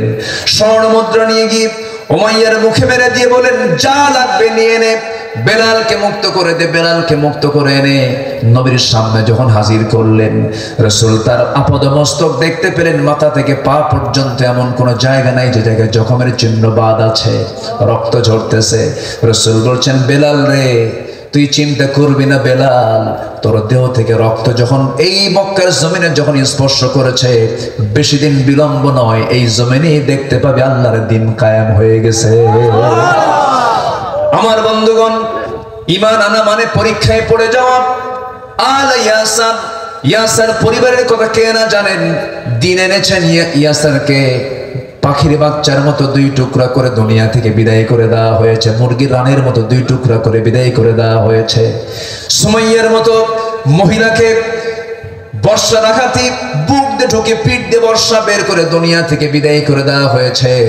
সবার মধ্যে একটাই জিকির ছিল, লা ইলাহা ইল্লাল্লাহ মুহাম্মাদুর রাসূলুল্লাহ, লা ইলাহা ইল্লাল্লাহ মুহাম্মাদুর রাসূলুল্লাহ। ঈমানের জিকির করার দরকার আছে না নাই? আছে। ঈমান এনেছি আমরা, জিকির করব কার? আল্লাহ এক নাম্বার কথা বলছেন, তুমি সফল হবে, টাটকা মুমিন হবে। এক নাম্বার শর্ত হলো ঈমানটা তুমি আনবা। নাম্বার 2 হলো তোমাকে হিজরত করতে হবে। ওয়াল্লাযীনা আমানু হাজারু, যারা হিজরত করবে, হিজরত যারা করবে, হিজরতের দুটো ব্যাখ্যা। আল মুহাজিরু মান হাজারা মা নাহাল্লাহু আনহু। প্রকৃত মুহাজির তো তাকে বলে যে আল্লাহর নিষিদ্ধ হারাম কাজগুলো যে বাদ দেয়, তাকে মুহাজির বলা হয়। আবার মুহাজির মানে রাসূল, এখানে রাসূল যে দেশ ছেড়ে মদিনায় গিয়েছিলেন, মক্কা ছেড়ে মদিনায় গিয়েছিলেন, এটার নাম কি বলেন? হিজরত। আল্লাহ তাআলা তার পছন্দের অনেক পয়গম্বরকে পর্যন্ত হিজরতের মুখোমুখি করেছেন। একজন নবী আল্লাহর সঙ্গে ডাইরেক্ট কথা বলেছেন, কোন ফেরেশতা লাগতো না। সেই নবীর নামটা কি? মানে সেই নবীর নামটা কি? মুসা আলাইহিস সালাতু ওয়াস সালাম, তিনিও হিজরত করেছেন। ইব্রাহিম আলাইহিস সালাতু ওয়াস সালাম হিজরত করেছেন। আমার নবীও হিজরত করেছেন। হিজরতের এক নম্বর উদ্দেশ্য ছিল, সেটা হলো এই জমিনে কার দিন কায়েম করা। আস্তে বলুন না, কার দিন কায়েম করা। شرع لكم من الدين ما وصى به نوحا والذي أوحينا إلى إبراهيم وموسى وعيسى أن أقيموا الدين ولا تتفرقوا فيه جربون الله أكبر সব নবী কিয়ামতের দিনের কাজ করেছেন। মুসা আলাইহিস সালামের হিজরত করতে হয়েছে। এই নবীকে আল্লাহ তাআলা একটু বেশি রাগ দিয়েছিলেন, খুব রাগী মানুষ ছিলেন। যারা রাগী মানুষ হয় তারা ভালো মানুষ হয়। যারা রাগেও না, হাসেও না, কান্দেও না, তাদেরকে শয়তানের বুঝতেও কষ্ট হয়। মেজাজি মানুষ ছিলেন আল্লাহর পয়গম্বর মুসা আলাইহিস সালাম। খুব মেজাজ ছিল তার, কিন্তু মেজাজটা ছিল তার ইসলামের পক্ষে, হকের পক্ষে। খুব রাগী মানুষ ছিলেন, একটু রাগ হলেই হাতটা আগায় দিতেন। এক বেচারি ফেরাউন গোত্রের মানুষ এসে তার সামনে তর্ক বিতর্ক করে। মুসা আলাইহিস সালাম বললেন, তুমি ভুল করছো না, ভুল করছো না, ভুল করছো না। শেষ পর্যন্ত যখন সে বারবার বাকামি করছে, হাতটা আগায় দিয়ে মারছেন থাপ্পড় শাসন করার জন্য, মারছেন থাপ্পড় শাসন করার জন্য। কিন্তু মারাও সারা, মরে যাওয়াও সারা। আল্লাহকে বলে, আল্লাহর দোষ তো আমার না, ওকে শাসন করার জন্য মারছি, মরে গেছে, তুমি আসামি। কারে খাও? আল্লাহ রেখা। আমি তো মারার নিয়তে মারি না, আমি তো ওকে শাসন করার জন্য মারছি। আল্লাহ বলেন, কথা কইয়া লাভ নাই, তোমার এখন দেশ ছাড়তে হবে। দেশ ছাড়লেন, যেদিকে চোখ চলে যায় সেদিকে চলে গেলেন। ওয়াল্লাযীনা আমানু ওয়া হাজারু, হিজরত করে চলে গেলেন। মিশর থেকে চলে গেলেন মাদিয়ান। কোথায় চলে গেলেন? মাদিয়ান। প্রচন্ড ক্ষুধা, তৃষ্ণা, সহ্য করতে পারছেন না, তৃষ্ণার যন্ত্রণা। সামনে একটা কূপ পেলেন, সে কূপের ধারে গেলেন। কূপের ধারে গিয়ে ঢাকনা টান দিতে বহু মানুষ লাগে, 13 থেকে 14 জন মানুষ। বাম হাতে ধরলেন, টান মারলেন, ছিটকে পড়ে গেল। কূপ থেকে পানি তুলে পান করলেন।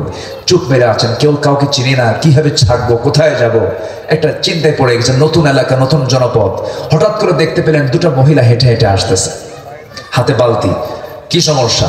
কূপ থেকে পানি তুলবো। পুরুষ মানুষ নাই বাড়িতে? আছে পুরুষ মানুষ একজন, কিন্তু আবুনা শাইখুন কাবীর, আমাদের বাপ খুব বুড়া মানুষ, নড়াচড়া করতে পারে না, চোখে কম দেখেন। কি তাই? ঠিক আছে, তোমার সন্ধ্যার পরে তো মেয়েদের থাকতে নেই, বালতি আমার হাতে দাও। কূপের ধারে গেলেন, কূপ থেকে ঢাকনা যখন টান মারলেন, 2 মহিলা স্তম্ভিত হয়ে বলতেছে, এত শক্তি মানুষের হয়? ভয় পেয়ে গেছে। কূপ থেকে বালতি দিয়ে পানি তুলে দিয়ে বলতেছে, সোজা বাড়িতে চলে যাও।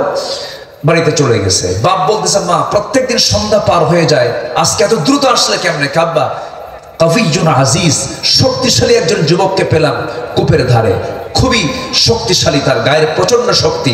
ঢাকনায় হাত দিল, ছিটকে পড়ে গেল। কূপ থেকে পানি দিলে আমাদেরকে সাহায্য করলো। বৃদ্ধ পিতা বলছে, আমার বড় মেয়ে, তুমি আগামীকালকে ওই কূপের ধারে গিয়ে ওই যুবককে আমার সালাম জানিয়ে বলবে, সেজন্য আমার সঙ্গে সাক্ষাৎ করার জন্য আসামি, তাকে দাওয়াত দিলাম। পরের দিন চলে আসছে, সালাম জানিয়ে বলল যে আপনাকে দাওয়াত, আমার আব্বা আপনাকে দাওয়াত দিয়েছেন, উনি বুড়া মানুষ, উনি চোখে দেখেন না, আপনি তার দাওয়াত মঞ্জুর করুন। ঠিক আছে, আমি যাব, তবে শর্ত হলো আমি তো চিনি না, আমি কেমন করে যাব, তুমি আমাকে চেনায় দিবা। কে? ঠিক আছে, আপনার কোনো চিন্তা নাই, আমি সামনে সামনে চলবো, আপনি পিছে পিছে আসবেন, আমাকে দেখে দেখে আমাকে ফলো করি। মুসলিমের মেজাজ গেছে গরম হয়ে, তিনি বলতেছেন, তুমি আমাকে কি বললা, তুমি মহিলা হয়ে সামনে চলবা আর আমি পিছে পিছে হাঁটবো? এমন পুরুষ তো আমি মুসা না, আমি সামনে যাবো, তুই পিছে আয়। আল্লাহু আকবার বলো। আজকে গোটা দুনিয়া চলছে পুরুষের পিছে না নারীর পিছে? মসজিদের নামাজ হবে কার পিছে? ইমামের পিছনে। বলেন বলেন, ইমাম হবে কে? পুরুষ। ইমাম হবে কে? পুরুষ। পৃথিবীর সমস্ত পয়গম্বরের নারী না পুরুষ? পুরুষ। নেতৃত্ব আসবে নারী না পুরুষে? পুরুষে। শিখিয়েছেন, হুকুম দিয়েছেন তিনি আমার কে? আল্লাহ। মুসা আলাইহিস সালাতু ওয়াস সালাম বললেন, না আমি সামনে সামনে চলবো, তুমি আমার পিছে পিছে থাকবা, বেশি কথা বলবা না, শুধু বলবা ডান বাম ডান বাম। এর চেয়ে বেশি কথা বললি রোগ সৃষ্টি হবে। তুমি পুরুষ, আমি নারী, আর আমি যদি পিছে পিছে থাকি আমার চোখের গুনাহ হবে। আমি সামনে থাকবো, তুমি পিছে পিছে থাকবা। মহিলা মনে মনে কয়, গতকালকে শক্তি বেশি দেখলাম, আজকে দেখি চরিত্র ভালো, চায় থাকে না। আলহামদুলিল্লাহ বলবেন না? আলহামদুলিল্লাহ। তাহলে ভালো নারী গুণ, ভালো নারী পুরুষের দুটো গুণকে পছন্দ করে। একটা হলো শারীরিক সক্ষমতা, আরেকটা হচ্ছে চরিত্র সুন্দর। আজকের মেয়েদের মধ্যে কি সেই মানসিকতা আছে? না। সেই মানসিকতা আছে? না। আজকের মেয়েরা পছন্দ করে দাড়িওয়ালা না দাড়ি ছাড়া? দাড়ি ছাড়া। হ্যাঁ, মাথার চুলের ফ্যাশন দেখে কেমন, দুই দিকে চুল নাই, পিছনেও চুল নাই, মাঝখানে দক্ষিণ তালপট্টির ডিপ কাউয়া কাটিং আছে না নাই? এ হলো মাথার চুল। প্যান্ট একখান পরে দুই হাঁটু ফাটা আছে না নাই? আছে। দুই হাঁটু ফাটা। মেয়ে তার বাপকে বলে, আব্বা ওই ফাটা প্যান্টই ভালো লাগে আমার। কি প্যান্ট ভালো লাগে? ফাটা প্যান্টই ভালো লাগে। এগুলো নিয়ে নামাজ পড়লে কি নামাজ হয়? না। যুবকরা, এগুলো তোমার পোশাক হবে না, তোমার পোশাক হতে হবে মুহাম্মদ সাল্লাল্লাহু আলাইহি ওয়াসাল্লাম। তোমার মাথার চুল থেকে শুরু করে নিয়ে পার গোড়ালি পর্যন্ত সব হতে হবে কার সুন্নাহ? কার সুন্নাহ? নবীর সুন্নাহ। অনেকদিন আগে মসজিদে নামাজ পড়তে গেছি, এক যুবক দেখি নামাজে শুরু করবে নামাজ, মসজিদে ঢুকেই তো 2 রাকাত নামাজ পড়তে হয়। তো দেখি ওর নামাজ, ও এমন প্যান্ট পরছে, এরকম সাইজের প্যান্ট পরছে, এমন, এখন তো প্যান্ট নাভির উপরে পড়ে না নাভির নিচে পড়ে? নাভির এত নিচে, সীমান্ত বর্ডার, যে কোনো মুহূর্তে অঘটন করতে পারে।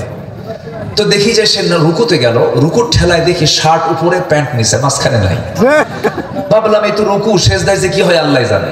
সেজদায় যখন গেছে তখন দেখি প্যান্ট খুলে আন্ডার প্যান্ট বের হয়েছে। বলেন, যে পোশাকে নামাজ হয় না সে পোশাক কি বৈধ হতে পারে? মেয়ের বাপ বলে, মা বিয়ে দেব, ছেলের মুখে দাড়ি আছে। মেয়ে কয়, আব্বা ও তো চাচা হয়ে গেছে। কি হয়ে গেছে? চাচা হয়ে গেছে। আমার মা যারা শুনছেন কথাগুলো, একটু মেনে চলার চেষ্টা করবেন, ইসলাম মেনে চলার চেষ্টা করবেন। মুসা আলাইহিস সালাতু ওয়াস সালাম সামনে সামনে চললেন, মহিলা পিছে পিছে আসে। বাড়িতে পৌঁছে গেলেন, বুড়া লোকের সঙ্গে দেখা হলো, সালাম বিনিময় হলো, জড়িয়ে ধরলেন। জড়িয়ে ধরে সালাম বিনিময় হওয়ার সঙ্গে সঙ্গেই মুসা আলাইহিস সালাতু ওয়াস সালাম বলে ফেললেন, আমি অত্যন্ত ধন্য, একজনের সঙ্গে আমার পরিচয় হয়ে গেল, আমি কাউকে চিনি না। এবার বৃদ্ধ লোকটা বলতেছো, যুবক তুমি আমার সঙ্গে আমার কোনোদিন কথা হয় নাই, দেখা হয় নাই, কিন্তু আমি তোমাকে চিনি, তোমার নাম মুসা। থরথর করে উনি কাঁপতেছেন, ভাবতেছেন এটা বুঝে ফেরাউনের লোক কিনা। চিন্তায় পড়ে গেছেন, হিজরত করে আসছেন তো তিনি। সঙ্গে সঙ্গে বলছেন, ও মুসা কি চিন্তা করো, আরো কিছু জানে কি? থাপ্পড় মারছো, মানুষ মরে গেছে, এরপরে আসছো। আরো চিন্তায় পড়ে গেলেন। এবার বলছেন, শোনো মুসা, কোনো চিন্তার কারণ নাই, তুমি যে বৃদ্ধ লোকটার সামনে দাঁড়িয়ে দাঁড়িয়ে কথা বলতেছো, সাধারণ কোন বুড়ার কাতারের বুড়া আমি নই। আমি হলাম সেই বুড়া মানুষ যাকে আল্লাহ রাব্বুল আলামিন ওয়াইলা মাদিয়ানা খাহুম শুআইবা, এই মাদিয়ানবাসীর জন্য যাকে পয়গম্বর করে পাঠানো হয়েছে, আমি হলাম সেই পয়গম্বর শুআইব আলাইহিস সালাতু ওয়াস সালাম। সুবহানাল্লাহ। মুসা আলাইহিস সালাম সেই সময় আল্লাহর নবী হন নাই, নবুয়ত পান নাই, তিনি অত্যন্ত আনন্দিত হলেন। জড়িয়ে ধরে বলছেন, আমার জীবন ধন্য হলো, নবীর সঙ্গে পরিচয় হয়ে গেল, আমি এখানেই থেকে যাব। এবার সুন্দর করে সালাম বলছেন, শোনো, তুমি গতকালকে আমার মেয়ে দুটাকে দেখেছো, আজকে আমার মেয়েকে দেখেছো, এই দুইটা মেয়ের যে কোনো একটা মেয়েকে আমি তোমার সঙ্গে বিয়ে দেব, তুমি কি বিয়ে করতে রাজি আছো নাকি? উনি বিনা চিন্তায় বলে ফেলেন, হ্যাঁ আমি রাজি আছি, প্রস্তুত আছি। কিন্তু সালাম বললেন, বিয়ে তো দেবো আমি তোমারে, তবে শর্ত হলো এখন দেওয়া যাবে না, কারণ তোমার রেকর্ড ভালো না, থাপ্পড় মারলেই মানুষ মরে, বুঝলেন? অতএব তোমাকে একটু ধৈর্যের কিছু শিক্ষা নিতে হবে। কি? আমার বাড়িতে কিছু ছাগল আছে, এই ছাগলগুলোকে তোমার 8 বছর পালতে হবে, এটা অনার্স কোর্স, আর 10 বছর হলে পরে মাস্টার্স কোর্স ভালো হয়। 10 বছর পর্যন্ত ছাগল পালনের দায়িত্ব তাকে দেওয়া হলো। যে লোকটার রাগ বেশি, সে লোকটার জন্য ছাগল পালা খুবই সস্তা। এই পৃথিবীতে যত প্রাণী আছে এর মধ্যে সবচেয়ে শান্ত স্বভাবের প্রাণী হলো ছাগল। একবার যদি ব্রেক মারে সামনে 2 চাকা বসায় দেয়, যাওয়ার কোনো কায়দা আছে? এই ছাগল পালার দায়িত্ব দেওয়া হলো রাগী মুসা আলাইহিস সালাতু ওয়াস সালামকে, রাগ কমানোর জন্য। কারণ আল্লাহ তাআলা তাকে নবুয়ত দিবেন। আল্লাহু আকবার বলেন। তাহলে হিজরতের দরকার আছে না নাই? আছে। হিজরতের দরকার আছে না নাই? আছে। বহু কথা, কত কথা বলি আর কেন না, আমি যেতে দেবো না আপনাকে। ওনার সাথে দোয়া ছাড়া আমরা যাবো না, কিন্তু ওনাকে নিয়ে আমরা দোয়া করবো ইনশাআল্লাহ। দোয়ার দরকার আছে না? আছে। এতগুলো মানুষ আমরা পাইছি, একসঙ্গে আমরা দোয়া করে বিদায় নেবো। জোরে বলি ইনশাআল্লাহ। ইনশাআল্লাহ। বসে, কোনো কথা নাই, কোনো মার্সি নাই। প্রধান অতিথি, আমরা একসঙ্গে দোয়া করবো। জোরে বলি ইনশাআল্লাহ। ইনশাআল্লাহ। প্লিজ। জি আলহামদুলিল্লাহ, আমরা অত্যন্ত ভদ্র মানুষকে পেয়েছি, আলহামদুলিল্লাহ। আলহামদুলিল্লাহ। জোরে বলি আলহামদুলিল্লাহ। আলহামদুলিল্লাহ। চারটা কাজ আমরা শিখবো। কয়টা কাজ বলেন? চারটা। চারটা কাজ। ক্ষমা করে দিবেন কে? আল্লাহ। জান্নাত দিবেন কে? এক নাম্বার কি? জোরে বলেন, এক নাম্বার কি বলেন? নাম্বার দুই কি? হিজরত। নাম্বার দুই কি বলেন? হিজরত। স্যাক্রিফাইস, হারামকে বর্জন করা, প্রয়োজনে দ্বীনের জন্য বাড়ি ছাড়া বিছানা ছেড়ে দেওয়া, ঠিক কি না? এরপরে নাম্বার তিন হলো ওয়াজাহাদু ফি সাবিলিল্লাহ, কার পথে জিহাদ করা? আল্লাহর পথে। আস্তের কার পথে জিহাদ করা? আল্লাহর পথে। আমার নবীজির মদিনার 10টা বছর দিনের বেলা কেটেছে ঘোড়ার পিঠে, আর রাতের বেলা কেটেছে জায়নামাজে। মুহাম্মদ সাল্লাল্লাহু আলাইহি ওয়াসাল্লাম। বদর পাড়ি দিয়েছেন মুহাম্মদ সাল্লাল্লাহু, উহুদ পাড়ি দিয়েছেন মুহাম্মদ সাল্লাল্লাহু আলাইহি ওয়াসাল্লাম। খন্দক পাড়ি দিয়েছেন মুহাম্মদ সাল্লাল্লাহু আলাইহি ওয়াসাল্লাম। সেই নবীর প্রতি মুহাব্বতের দরকার আছে না নাই? আছে। আমার সব হলো, সব পেলাম, নবীর প্রতি মুহাব্বত নাই, কাম হবে না। কাম হবে না। সাহাবে কেরামের দাম এই পৃথিবীতে নবীর পরে সবচেয়ে কম না সবচেয়ে বেশি? বেশি। কেন জানেন? মুসলমানদের বিজয় হয়েছে, সাহাবাদের বিজয় হয়েছে, কেন জানেন? যতগুলো কারণ আছে, এর মধ্যে সবচেয়ে বেশি হচ্ছে হুব্বুন নবী, হুব্বুর রাসূল। সাহাবে কেরাম একমাত্র সাহাবীরা পৃথিবীতে সবচেয়ে রাসূলকে বেশি মহব্বত করেছেন। আল্লাহু আকবার। আল্লাহু আকবার। মহব্বত করেছেন, আনুগত্য করেছেন, মহব্বত করেছেন। খন্দকের একটা প্রেক্ষাপট আমার মনে পড়লো। জিহাদ তো, খন্দকের যুদ্ধ কি? জিহাদ। জিহাদ। খন্দকের যুদ্ধে আমার রাসূল একমাত্র এই যুদ্ধের ময়দানে সবচেয়ে খাবারের কষ্ট বেশি পেয়েছিলেন। কারণ মদিনায় হিজরত করে বদর, এক বছরে যেতে না যেতেই উহুদ, তারপর পরে আবার খন্দক। যুদ্ধ বিধ্বস্ত দেশে অর্থনীতি কি মজবুত থাকে? না। না দুর্বল হয়? দুর্বল। খাদ্যের সংকট হয়, বিভিন্ন সংকট হয়। তো আমার নবীজি এই সংকটের একটা বিশাল মুখোমুখি হয়ে গেলেন। এমনকি নিজ পর্যন্ত তিনি তার পেটে খাবার তুলতে পারলেন না। খন্দকের ময়দানে আমার নবীজির না খাওয়া, সাহাবায়ে কেরামও না খাওয়া, কোদাল মারতে মারতে আমার নবীজির গোটা দেহ ধুলাই মলিন হয়ে গেছে। 3 মাইল লম্বা খন্দকের পরিখা খনন করেছেন আমার রাসূল। 4টা দিন পর্যন্ত না খাওয়া ছিলেন। তায়েফে গিয়ে 3টা রাত না খাওয়া ছিলেন। খন্দকে গিয়ে তিনি 4টা রাত না খাওয়া ছিলেন। 4 দিন 4 রাত টোটাল। নবীজির এই ক্ষুধার যন্ত্রণা কেউ টের পায় নাই, কোনো সাহাবী তেমন টের পায় নাই। তবে একজন সাহাবী রাসূলকে দেখা মাত্রই লক্ষ্য করতে পারলেন নবীজি খাদ্যে কষ্ট ভুগছেন। কাছাকাছি গিয়ে দেখেন পেটটা একটু উঁচা হয়ে আছে। ভালো করে লক্ষ্য করে দেখেন আমার নবীজি ক্ষুধার যন্ত্রণায় পেটে পাথর বেঁধেছেন। নবীজি পেটে পাথর বেঁধেছেন, কিন্তু কোন সাহাবী দেখে নাই। একজন সাহাবী দেখি তিনি হাউমা করে কেঁদে উঠে বলছেন, হুজুর আপনি প্রকাশ করেন নাই, কিন্তু আমি কিন্তু দেখে ফেলেছি আপনি পেটে পাথর বেঁধেছেন। সঙ্গে সঙ্গে রাসূল বলছেন, ও আমার সাহাবী জাবের, এই কথা তুমি কাউকে বলো না, সাহাবীরা কান্নায় ভেঙে পড়বে, কাউকে বলার দরকার নাই। রাসূল বলছেন, ও জাবের তুমি কি করতে চাও বলো। তিনি কেঁদে কেঁদে বলছে, হুজুর আমি তো গরিব মানুষ, আমিও না খাওয়া আছি, কিন্তু আপনার এই কষ্ট সহ্য হচ্ছে না। আপনি যদি আমাকে অনুমতি দেন বাড়িতে ফিরে যাব। আমি ছোট্ট একটা ছাগল আছে, সেই ছাগলটা আমি জবাই করে আমি আপনাকে খাওয়াবো। আপনার প্রিয় খাবার হলো রুটি এবং ছাগলের গোশত, আমি আপনার জন্য ব্যবস্থা করব, যাও ব্যবস্থা করো। বাড়িতে আসলেন, গিন্নিকে বললেন, সালাম জানিয়ে বললেন, সুন্দর করে রান্না বান্না করো, আমার জীবনের শ্রেষ্ঠ দিন হবে আজকে। রান্না বান্না করা হলো।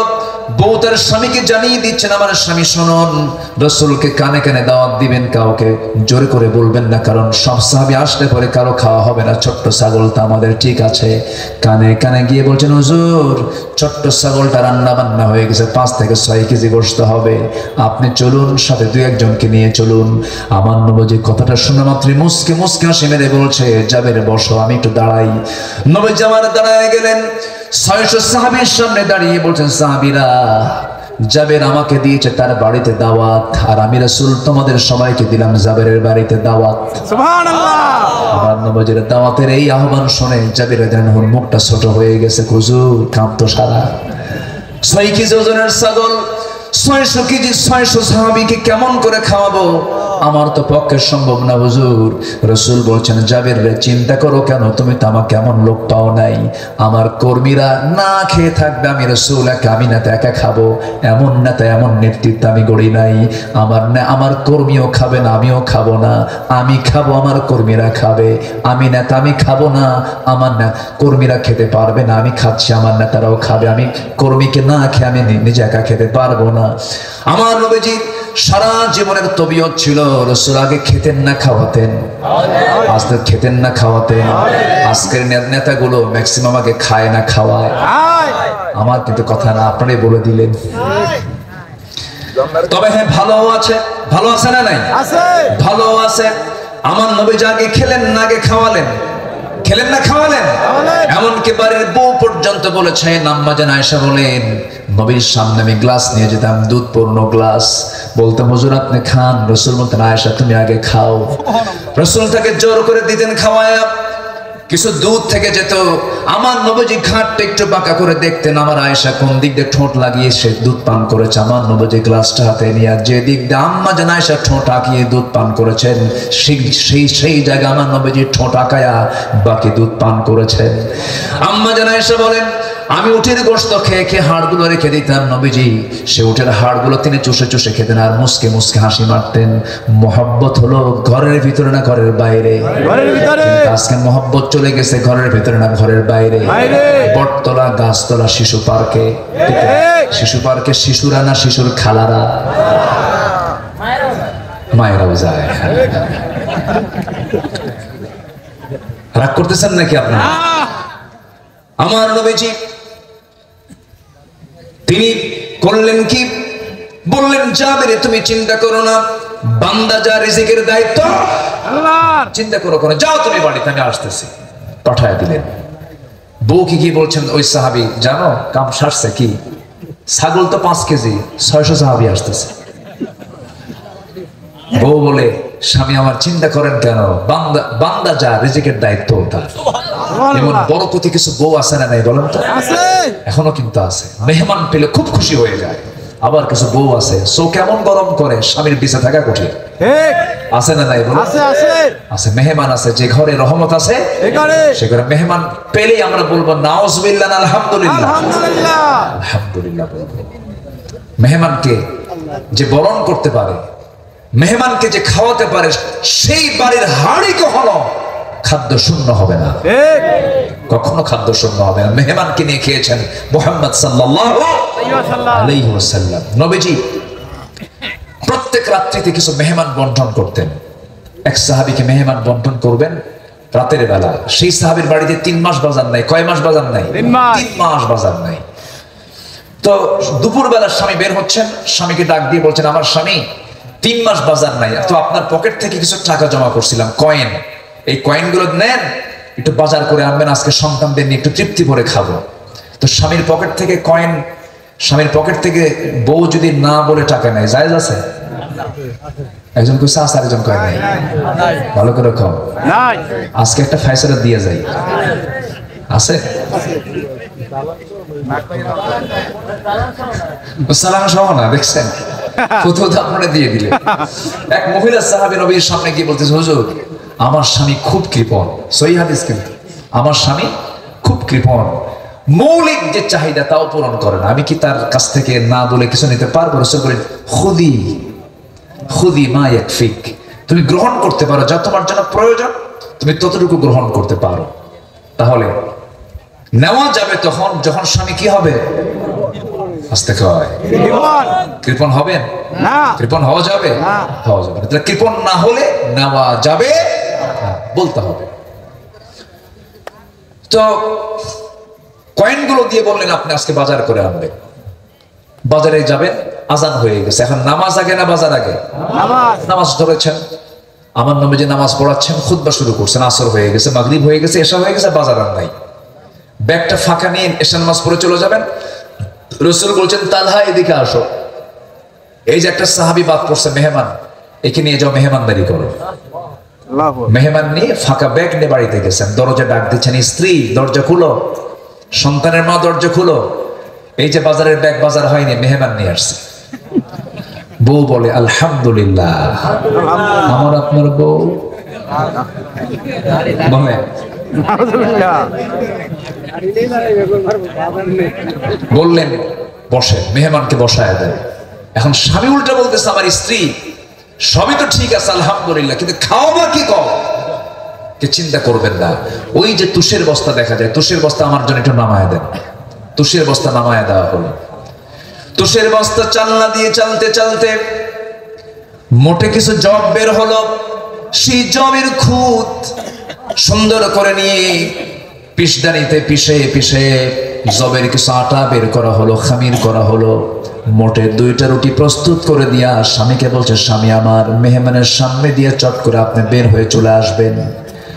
আমার ঘরে আসার সঙ্গে সঙ্গে আমরা লাইট বন্ধ করে ঘুমিয়ে পড়বো। মেহমান টের পাবে আমরা খাওয়া দাওয়া সম্পন্ন করেছি, কিন্তু তাদের পেটে কোনো খাবার নাই। ফজর হয়ে গেছে, মেহমানকে নিয়ে সেই সাহাবী মসজিদে নববীর দিকে চলে গেলেন। নামাজ শেষ হয়ে গেছে, সব সাহাবী চলে যায় পেছন থেকে, বলছে তালহার এইদিকে আসো। সেই সাহাবী থরথর করে কাঁপতে কাঁপতে বলছে, ইয়া রাসূলুল্লাহ, আমি বড় আফসোস করছি, আমি আপনার কাছে ক্ষমা চাচ্ছি, মেহমানকে সম্মান করতে পারি না, আমারে মাফ করে দেন। রাসূল বলেন, না রে তালহা, উল্টা বলো কেন? গত রাত্রে তুমি এবং তোমার স্ত্রী যে আচরণটা মেহমানের সঙ্গে করেছো, তোমাদের জীবনের শ্রেষ্ঠ আমেল তোমাদের গতকালকে হয়ে গেছে। সুবহানাল্লাহ মেহমানকে সম্মান করা ওয়াজিব। মেহমানকে সম্মান করা কি ওয়াজিব ওয়াজিব। এটা মুসলমানদের ঐতিহ্য, এগুলো আজকে হারিয়ে যাবার পথে। ঠিক এই জন্য একটু কথা বললাম, এই বিষয়ে একটু চলে গেলাম। অনেক লম্বা লম্বা কথা ছিল, সময় তো অল্প। 4টা কাজ আমরা শিখে যাব আজকে, শর্ট করে হলেও। 1 নাম্বার হলো ঈমান। 1 নাম্বার কি বলে? ঈমান। নাম্বার 2 হলো হিজরত। নাম্বার 2 কি? হিজরত। নাম্বার 3 হলো জিহাদ। নাম্বার 3 কি বলে? জিহাদ। আমার বন্ধুগণ, আমার নবীজি খন্দকের মাঠ থেকে 600 সাহাবীকে নিয়ে ক্ষুধার্ত পেট নিয়ে রাসূল চলে গেছেন সেই সাহাবীর বাড়িতে। বান্দা যা রিজিকের দায়িত্ব তার। এমন সাহাবী যাবে, নবীজির এত কাছের সাহাবী ছিলেন। মদিনার দিকে আসতেছেন সাহাবে কেরাম কিনে, রাসূল কোন এক জায়গা থেকে সফর করে আসতেছেন। সবাই উটের পিঠে চড়ে আসেন। সাইয়েদনা জাবির রাদিয়াল্লাহু, তিনি উটের পিঠে চড়ে আসেন, কিন্তু তার উটটা ছিল বুড়া উট। রাসূল বলছেন, যাবে তোমার মন খারাপ কেন? হুজুর, সবার উট আগে আগে চলে যায়, আমার উটটা বুড়া, সবার পিছে আমি পড়ে আসি, আপনি আমার উটের জন্য একটু দোয়া করে দেন। আমার নবীজির হাতে ছিল লাঠি, লাঠি দিয়ে মারছেন ঘুতা, এমন ঘুতা মারছেন উটটা তাজা হয়ে মারছে, এমন দৌড়, সবার আগে জাবিরের উট মদিনায় পৌঁছে গেছে। রাসূল বলেন, জাবের খুশি হয়েছো নাকি? হ্যাঁ খুশি হয়েছি, কিন্তু হুজুর আর কিছু বলবেন নাকি? রাসূল বলেন, এবার উটটা আমারে দিয়ে দাও। রাসূল কি বললেন? উটটা আমারে দিয়ে দাও। এমনি নেব না, কিনে নেব। টাকা দিলেন, উটটা কিনলেন। এরপর বলছেন, জাবের তুমি আমার খুব প্রিয় সাহাবী, আমি তোমার কাছ থেকে টাকা দিয়ে উট নেব না, আমি তোমাকে টাকাও দিলাম, তুমি আমার মুহাম্মদের সাহাবী, আমি তোমাকে আবার উটটা দানও করে দিলাম। সুবহানাল্লাহ সাইয়েদনা জাবেরের বাবা ঋণ করে দুনিয়া থেকে বিদায় নিয়েছেন। ঋণের টাকা যারা পাবে তারা সব বাড়িতে ভরে গেছে।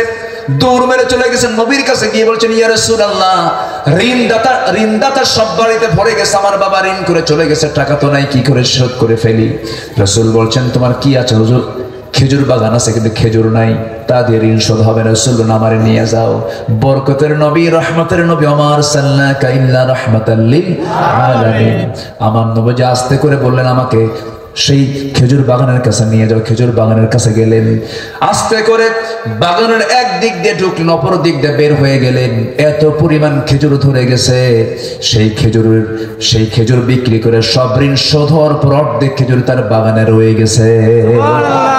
আমার নবীজি সেই জাবেরের বাড়িতে চলে গেলেন, সালাম দিলেন, বললেন জাবের তোমার বউকে আমার সালাম জানিয়ে বলো যেই হাঁড়িতে গোশত পাকাইছে সেই পাকানো হাঁড়িটা ঢাকনা যে দিয়েছে সেই ঢাকনা যেন না সরায়, যেই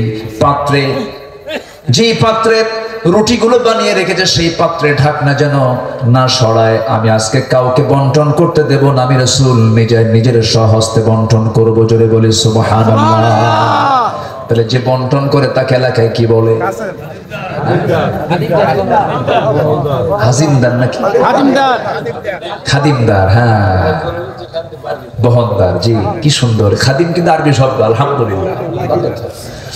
আমার নবীজি কি হয়ে গেলেন চিন্তা করেন, নেতৃত্বের গুণগুলো কি! আল্লাহু আকবার।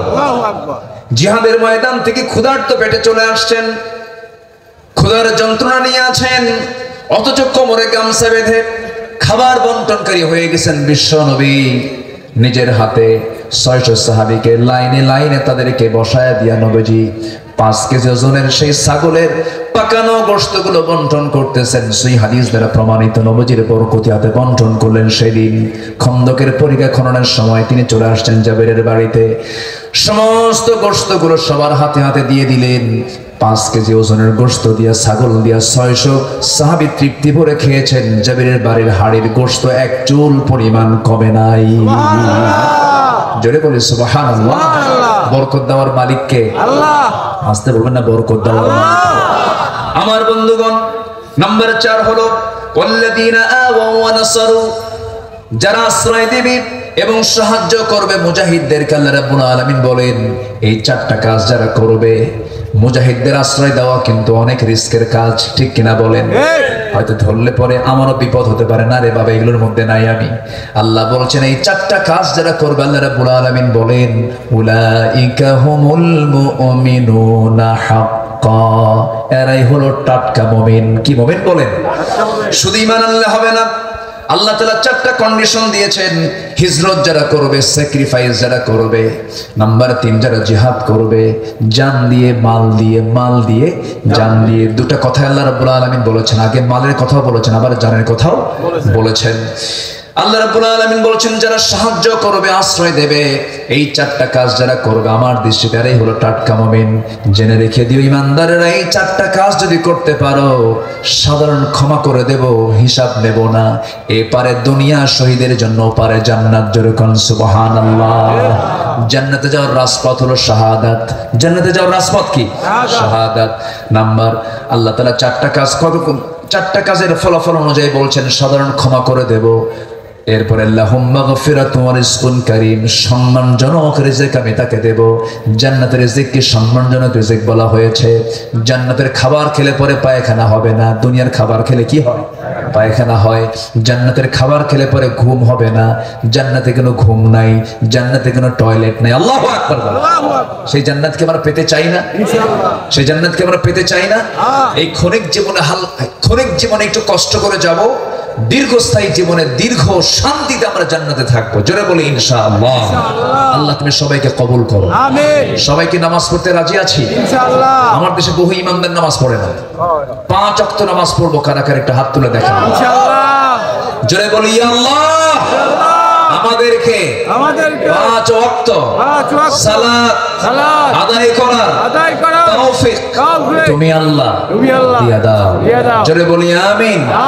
আরো জোরে আমিন, আরো জোরে আমিন। সম্মানিত ভাইয়েরা, আমি খুবই আনন্দিত। আমি প্রথমে হতাশ হয়েছিলাম যে মানুষ কোথায়, কিন্তু আপনারা যে এরকম সালাক তা তো বুঝি নাই। মাঠ এখন কানায় কানায় ভরা। এই গ্রীষ্মের এই খড়তাপে, প্রচন্ড তাপদাহে আপনারা যে মাহফিলে কষ্ট করে ঘরমাক্ত অবস্থায় বসে আছেন, এটা আল্লাহর মেহেরবানি, আলহামদুলিল্লাহ বলেন। এবং আমি আজকের মাহফিলের যিনি প্রধান অতিথি পনির সাহেব, অত্যন্ত বিনয়ী মানুষ, অত্যন্ত সফট মাইন্ডেড মানুষ। আমি তাকে একটু কষ্টই দিয়ে ফেলেছি, কিন্তু বৃহত্তর দিক তাকিয়ে মাহফিলের সৌন্দর্য। আসলে হয় কি, মাহফিলের চিফ গেস্ট যদি চলে যায়, মাহফিলের একটা রৌনক সৌন্দর্যটা হারিয়ে যায়। তো উনি আজকের মাহফিলের চিফ গেস্ট, ওনাকে রেখে দিয়েছে মানে কি সৌন্দর্য হেরে গেছে না রয়ে গেছে? আল্লাহ তুমি তাকে কবুল করে নাও, আমিন। দ্বীনের জন্য কবুল করে নাও, আমিন। ওমরের ভূমিকা পালন করার তৌফিক দিও, আমিন। সম্মানিত ভাইয়া, আমরা এখন দোয়া করব। দোয়ার দিকে যাব আল্লাহুম্মা আমিন ربنا ظلمنا أنفسنا وإن لم تغفر لنا وترحمنا لنكونن من الخاسرين لا تزغ قلوبنا بعد إذ هديتنا وهب لنا من لدنك رحمة إنك أنت الوهاب গভীরাত নিঝুম রাত ঝিমানো রাত্রিতে চাঁদের মতো হাজারো মুসলমান নরনারী নিয়ে তোমার কালামের দুটো আয়াতকে সামনে রেখে কিছু কথা বলেছি। দুটো হাত ভিক্ষুকের মতো পেতে আছে। আল্লাহ দয়া করে গুনার দিকে নজর না দিয়ে বান্দা মনে করে तमाम জিন্দেগীর গুনাহগুলোকে maaf করো। জনম দুঃখিনী মা, জনম দুঃখী বাপ জান যারা চলে গেলেন, জিন্দেগীর গুনাহগুলো maaf করে দাও, কবরগুলোকে জান্নাতের টুকরা বানায়া দাও। আব্বা আম্মার জন্য কি দোয়া তাও শিখিয়ে দিয়েছো, রব্বিরহামহুমা কামা রব্বায়ানি সগীরা। আল্লাহ তাআলা বিশেষ করে মাহফিলটার আয়োজন যারা করলেন, শোনার জন্য কষ্ট করে যারা আসলেন, বিনিময়ে কিয়ামতের কঠিন ময়দান যেদিন কেউ কাউকে চিনবে না, সেই কঠিন ময়দানে মাহফিল সবার জন্য তুমি আল্লাহ নাজাতের মাধ্যম বানাইয়া দিও। ও আল্লাহ, আশেপাশে কত কবরবাসী হয়ে আছেন, কত মাইয়াত শুয়ে আছেন কবরে, জিন্দেগীর গুনাহগুলো maaf করো, কবরের আযাব তুমি আল্লাহ maaf করো, কবরগুলোকে জান্নাতের টুকরা বানায়া দাও। আল্লাহ তাআলা চেয়ারম্যান মহোদয়কে কবুল করে নাও। আমার ডান পাশে বড় আলেমে দ্বীন বসে আছেন, উস্তাজুল আসাতিজা বসে আছেন। আল্লাহ তাআলা তুমি তার সকল খেদমতকে তুমি আল্লাহ দয়া করে কবুল আর মঞ্জুর করে নাও। আমিন। মাদ্রাসাকে কবুল করো, নুরানি হিফজ মাদ্রাসাকে তুমি আল্লাহ কবুল করো। তারা উদ্যোগ নিয়েছেন কমপ্লেক্স করার জন্য, আল্লাহ সুন্দর একটা ভবন নির্মাণ করার তৌফিক তুমি আল্লাহ দিয়ে দাও। আল্লাহ তাআলা আমরা এমন সময় হাত তুলেছি মুসলমানদের যখন পায়ের তলায় মাটি নাই, মুসলমানরা আজকে মার খেতে খেতে শেষ হয়ে গেল। মেহেরবানি করে তোমার নাম দাও বাইতুল আকসা তুমি আল্লাহ মুসলমানদের হাতে তুলে দাও। 180 কোটি মুসলমানের জন্য তুমি আল্লাহ একটা ওমর পাঠায় দাও। আল্লাহ তাআলা মেহেরবানি করে ফিলিস্তিনকে বাঁচাও, কাশ্মীরকে বাঁচাও, সিরিয়াকে বাঁচাও। আল্লাহ তাআলা তোমার বান্দাগুলো দুটো হাত ভিক্ষুকের মতো পেতে আছে, কার কোন আশা কার কোন চাওয়া তুমি আল্লাহ ভালো করে জানো। যার যা চাওয়া তুমি আল্লাহ দয়া করে পাওয়া করে দিও। এই দোয়া আমার জীবনের শেষ দোয়া হতে পারে, মেহেরবানি করে ডান হাতে আমল নামা না আসা পর্যন্ত মরণ দিও না। আল্লাহ তাআলা তোমার বান্দাগুলোকে নিয়ে হাত তুলেছি, তোমার বান্দাগুলোর যার যে সমস্যাগুলো আছে তুমি আল্লাহ সমাধান করে দিও। রোগাক্রান্ত থেকে রোগ মুক্ত করো, ঋণগ্রস্ত থেকে ঋণ মুক্ত হওয়ার তৌফিক দিয়ে দাও। এক কথায় যার যার সমস্যা তুমি আল্লাহ দয়া করে সমাধান করে দাও। দুনিয়া থেকে কোন দিন বিদায় নেব জানি না, মরতে যখন হবে তুমি আল্লাহ শহীদে মওত কপালে জুটাইয়া দিও। যেদিন মরে যাব রে টান মেরে ঘর থেকে বের করে দেবে, জীবনের শেষ গোসল হয়ে যাবে, মোরামুখ সব দিকে দিকে চলে যাবে, কবরের দিকে টেনে টেনে নিয়ে যাবে। জীবনের শেষ গোসল করাইয়া দিল, কবরের শোয়া দিয়া চলে আসবে সব। 24 ঘন্টা যাবে না, মাথার চুলগুলো খসে খসে পড়বে।